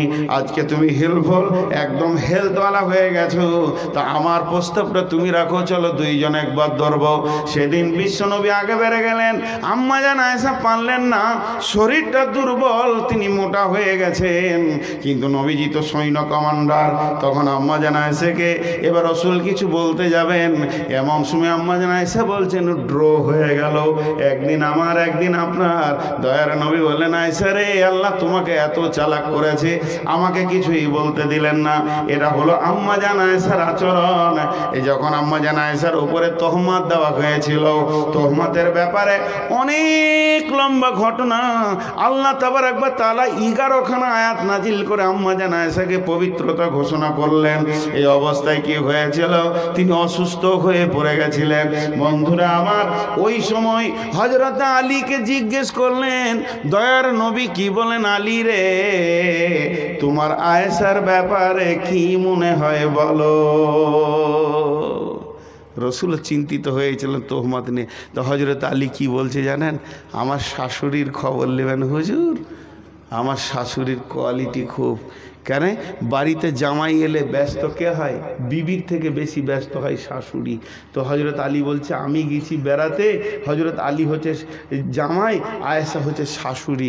দিয়ে তাড়াতাড়ি করে একটা গামলাতে গমের আটা দিয়ে ওইটাকে এমনি করে টিপছে। কি করবে? জামাইকে রুটি খাওয়াবে। তার ছোট মেয়ে এরকম টিপতে টিপতে ওই আটার ভিতরে হাত রেখে ঘুমিয়ে গেছে। জামাই মনে মনে ভাবছে, হায় রে শাশুড়ি, রুটি কখন পাবো রে। এইদিকে ও ঘুমাইছে, ওদিকে বকরিতে আবার আটা নিয়ে পালিয়ে গেছে। তখন হযরত আলী আরও হাসছে, শাশুড়ি একটা পেয়েছি আমি। এ হলো আম্মা জান আয়েশা। এখন আপনাদের কাছে আমার প্রশ্ন, এই শিশুটাকে রসুলকে দিলেন কেন? প্রথমে দিলেন বয়স্ক, বয়স্কা, শেষ বয়সে শিশু। কারণ কি? তার কারণ একটাই, চরিত্র। আজকের পুরো বক্তব্যটা হচ্ছে চরিত্র, কি করে চরিত্রটা, কারণ শুনেলেন। একটা কথা আপনারা বলেন তো, যাদের বয়স 60-এর পেরিয়ে গেছে, 60 পেরিয়ে গেছে, কোরআনের এক পাতা মুখস্থ করতে পারবেন? বলেন পারবেন? আমি পারি না। 50 পেরিয়ে গেছে, এই আমি কোরআন শরীফ লিব, আয়াতগুলোর দাগ মেরে রাখবো, দিয়ে পড়বো। কিন্তু আমি আলহামদুলিল্লাহি রাব্বিল আলামিন এটা কোনো শিক্ষকের কাছে পড়িনি, আমি আমার আব্বার কাছে মুখস্থ করেছি। আব্বার পাশে শুতাম, এতিম ছিলাম, মা মারা গিয়েছিলেন, আমাকে মা 5 বছরে রেখে চলে গেছে। আব্বার পাশে শুতাম, তো আব্বা বলতো আলহামদুলিল্লাহি রাব্বিল আলামিন। তার আমার আব্বা তো মোষের পাইকের রে বাবা, ওরা আর কত সোজা হবে। তো আমি আব্বার সঙ্গে তোতলা তোতলা করে বলে বলে মুখস্থ করেছি। কিন্তু আমার আব্বা খুব কড়া মানুষ ছিলেন, দিনের ব্যাপারে খুব কড়া ছিলেন। সংসারের মাল নষ্ট করেছি, একটা থাপ্পড় মারা নেই, কিন্তু নামাজে জামাত না পেলে অবস্থা গরম করে দিয়েছে, বেরিয়ে যা ঘর থেকে, এরকম করা ছিলেন, আল্লাহওয়ালা ছিলেন। এই জন্য তিনটে বড় ভাই আমাদের একটু নর্মাল বুদ্ধি কম, বাকি 3টে ছেলে কি আলেম হাফিজ করেছেন। তো যাই হোক, সে কথা নয়। এখন সেই সূরা ফাতিহা আমি মুখস্থ করেছি আব্বার কাছে তোতা পাখির মতো। আর আমি যদি ঘুমিয়ে থাকি, বিভোর ঘুমাই, আর এখানকার হেড মৌলানা যদি উঠিয়ে দেয়, বলে নূর মোহাম্মদ একবার 5 সূরা ফাতিহাটা বলো, ঘুমের ঘোরে বলবো, তারপরেও ভুল হবে না। কথা ঠিক বললাম না ভুল? তাহলে শিশু অবস্থায় মুখস্থ ভালো হয়। আপনারা একবার মুখ খোলেন, শিশু অবস্থায় মুখস্থ ভালো হয়, বৃদ্ধ অবস্থায় মুখস্থ করা সম্ভব। তাহলে আম্মা জান আয়েশা নবীজি কেমন ভাবে চলছেন, উঠছেন, বসছেন, খেয়েছেন, এগুলো সব হাদিসে লেখা হচ্ছে। রাসূলুল্লাহ সাল্লাম ডান হাতে খেয়েছেন, রাসূলুল্লাহ সাল্লাম খাবারে পানিতে শ্বাস দেয়নি, পানিকে 3 বার খেয়েছেন। এইভাবে যে হাদিসগুলো পরপর চলে আসছে। নবীজি সফর কেমন করতেন, নবীজি পেশাব কিভাবে করতেন, পায়খানা কিভাবে করতেন, কে বর্ণনা করবে, কে দেখেছে? আবু হুরায়রা দেখেছে, আবু বকর দেখেছে, ওসমান দেখেছেন, আলী দেখেছেন। এইভাবে সমস্ত রাবীরা বলবে রাসূলুল্লাহ সাল্লাম কেমন করে খুতবা দিয়েছেন। হযরত হাসান বলবেন, হুসেন বলবেন, রাসূলুল্লাহ সাল্লাম হাত কোথা বেঁধেছেন, সমস্ত সাহাবীরা বলবেন, আবু জার বলবেন, জাবের বলবেন, জুবাইর বলবেন। তার মানে রাসূলের জীবনে যা কিছু আমল ঘটেছে সাহাবীরা দেখবেন আর বলবেন। কিন্তু বন্ধুরে, এমন একটা জায়গা আছে সেখানে হাসানো যাবে না, হুসানো যাবে না, মা ফাতেমারও যাওয়ার অর্ডার নাই। সেটা হচ্ছে স্বামী স্ত্রী যখন বাড়ির ভিতরে ঢুকে যাবে, তারা যখন তাদের দৈহিক চাহিদা নিয়ে বাড়ির ভিতরে পৌঁছে যাবে, ওই জায়গাতে পৌঁছাতে পারবে না হাসানের মতো কচি মাথাটা, হোসেনের মতো কচি মাথাটা পৌঁছাতে পারবে না। ওই জায়গা ফাতেমা যাওয়ার অর্ডার নাই, দরজা লেগে গেছে, স্বামী স্ত্রী থাকবে। তাহলে রসুল কিভাবে বিবির সঙ্গে মিলেছেন আর কিভাবে গোসল করেছেন, মিলার প্রসেসটা কি রকম ছিল, কত রকম আসন ব্যবহার করেছেন, এগুলো কে দেবে, কে দেবে, সমাজকে কে দেবে? এর জন্য আমার আল্লাহ একটা 7 বছরের কচি বাচ্চাকে রসুলের কম্বলে ভরে দিলেন, এগুলোকে রেকর্ড করার জন্যে। আম্মা জান আয়েশা দাম্পত্য জীবনের যত সমস্যা আছে এই সমাধানগুলো কে দিয়েছেন? রসুলের মিলন থেকে নিয়ে গোসল পর্যন্ত এর দ্বিতীয় কোনো রাবি নাই, শুধু একজনই বর্ণনা করেছেন, তিনি হলেন আম্মা জান আয়েশা। বুঝতে পারলেন? ভিতরকার খবরটাকে রেকর্ড করে আনতে হবে, কারণ আমাদেরকে তো ওইভাবেই চলতে হবে, গোসল করতে হবে, স্ত্রীকে ব্যবহার করতে হবে। তাহলে ওই খবরটা কোন সাহাবী দেবে? ওখানে তো আবু হুরায়রাকে দাঁড়ানোর ক্ষমতা নাই, ওখানে তো আবু জার, জুবাইর যাবে না। এর জন্য একটা শিশু মেয়েকে আল্লাহ তার কোলে ভরে দিলেন, সে রেকর্ড করে বের করে নিয়ে চলে এলো। একটা আপনাদের সামনে তুলে ধরি, উজু করার পর স্ত্রীকে চুমা দেওয়া যাবে কি যাবে না, এই নিয়ে সমস্যা মদিনাতে বসে গেল। রসুল্লাহ সাল্লাম আর নাই পৃথিবীতে। হাজি উজু করার পর রসুল স্ত্রীকে চুমা দেওয়া যাবে, কাকে শুধাবি? বুড়ি গলার মাথায় মনে নাই, অন্য বিবিদের মাথায় মনে নেই, বলছে আয়েশাকে জিজ্ঞেস করবা। সাহাবীরা বললেন, উম্মুল মুমিনিন আম্মা জান আয়েশা, উজু করার পর কি স্ত্রীর গালে চুমা দেওয়া যায়? এর জন্য কি উজু ভাঙবে না? তখন আম্মা জান আয়েশা বললেন, দয়ার নবী বাড়িতে উজু করতেন, উজু করার পর পোশাক পরতেন, আতর মাখতেন, পাগড়ি বাঁধতেন, নামাজ পড়ার জন্য যেতেন। কখনো কখনো আমি রাস্তায় ধারে দাঁড়িয়ে থাকতাম বারান্দার দিকে, বিশ্ব নবী নামাজ পড়াতে যেতে যেতে রাস্তায় হাঁটতে হাঁটতে আমার গালে ছুটুক করে চুমা দিয়ে চলে যেতেন। এতে কোনো অসুবিধা হবে না, সেক্সুয়ালভাবে চুম দেওয়া যাবে না, তবে স্ত্রীকে আনন্দ দেওয়ার জন্যে ঠোঁটে মুখে একটা চুটুক করে চুম দিয়ে নামাজ পড়তে চলে যান, এর জন্যে উজু ভাঙবে না। সমস্যা সমাধান করলো কে? না আম্মা জান আয়েশা।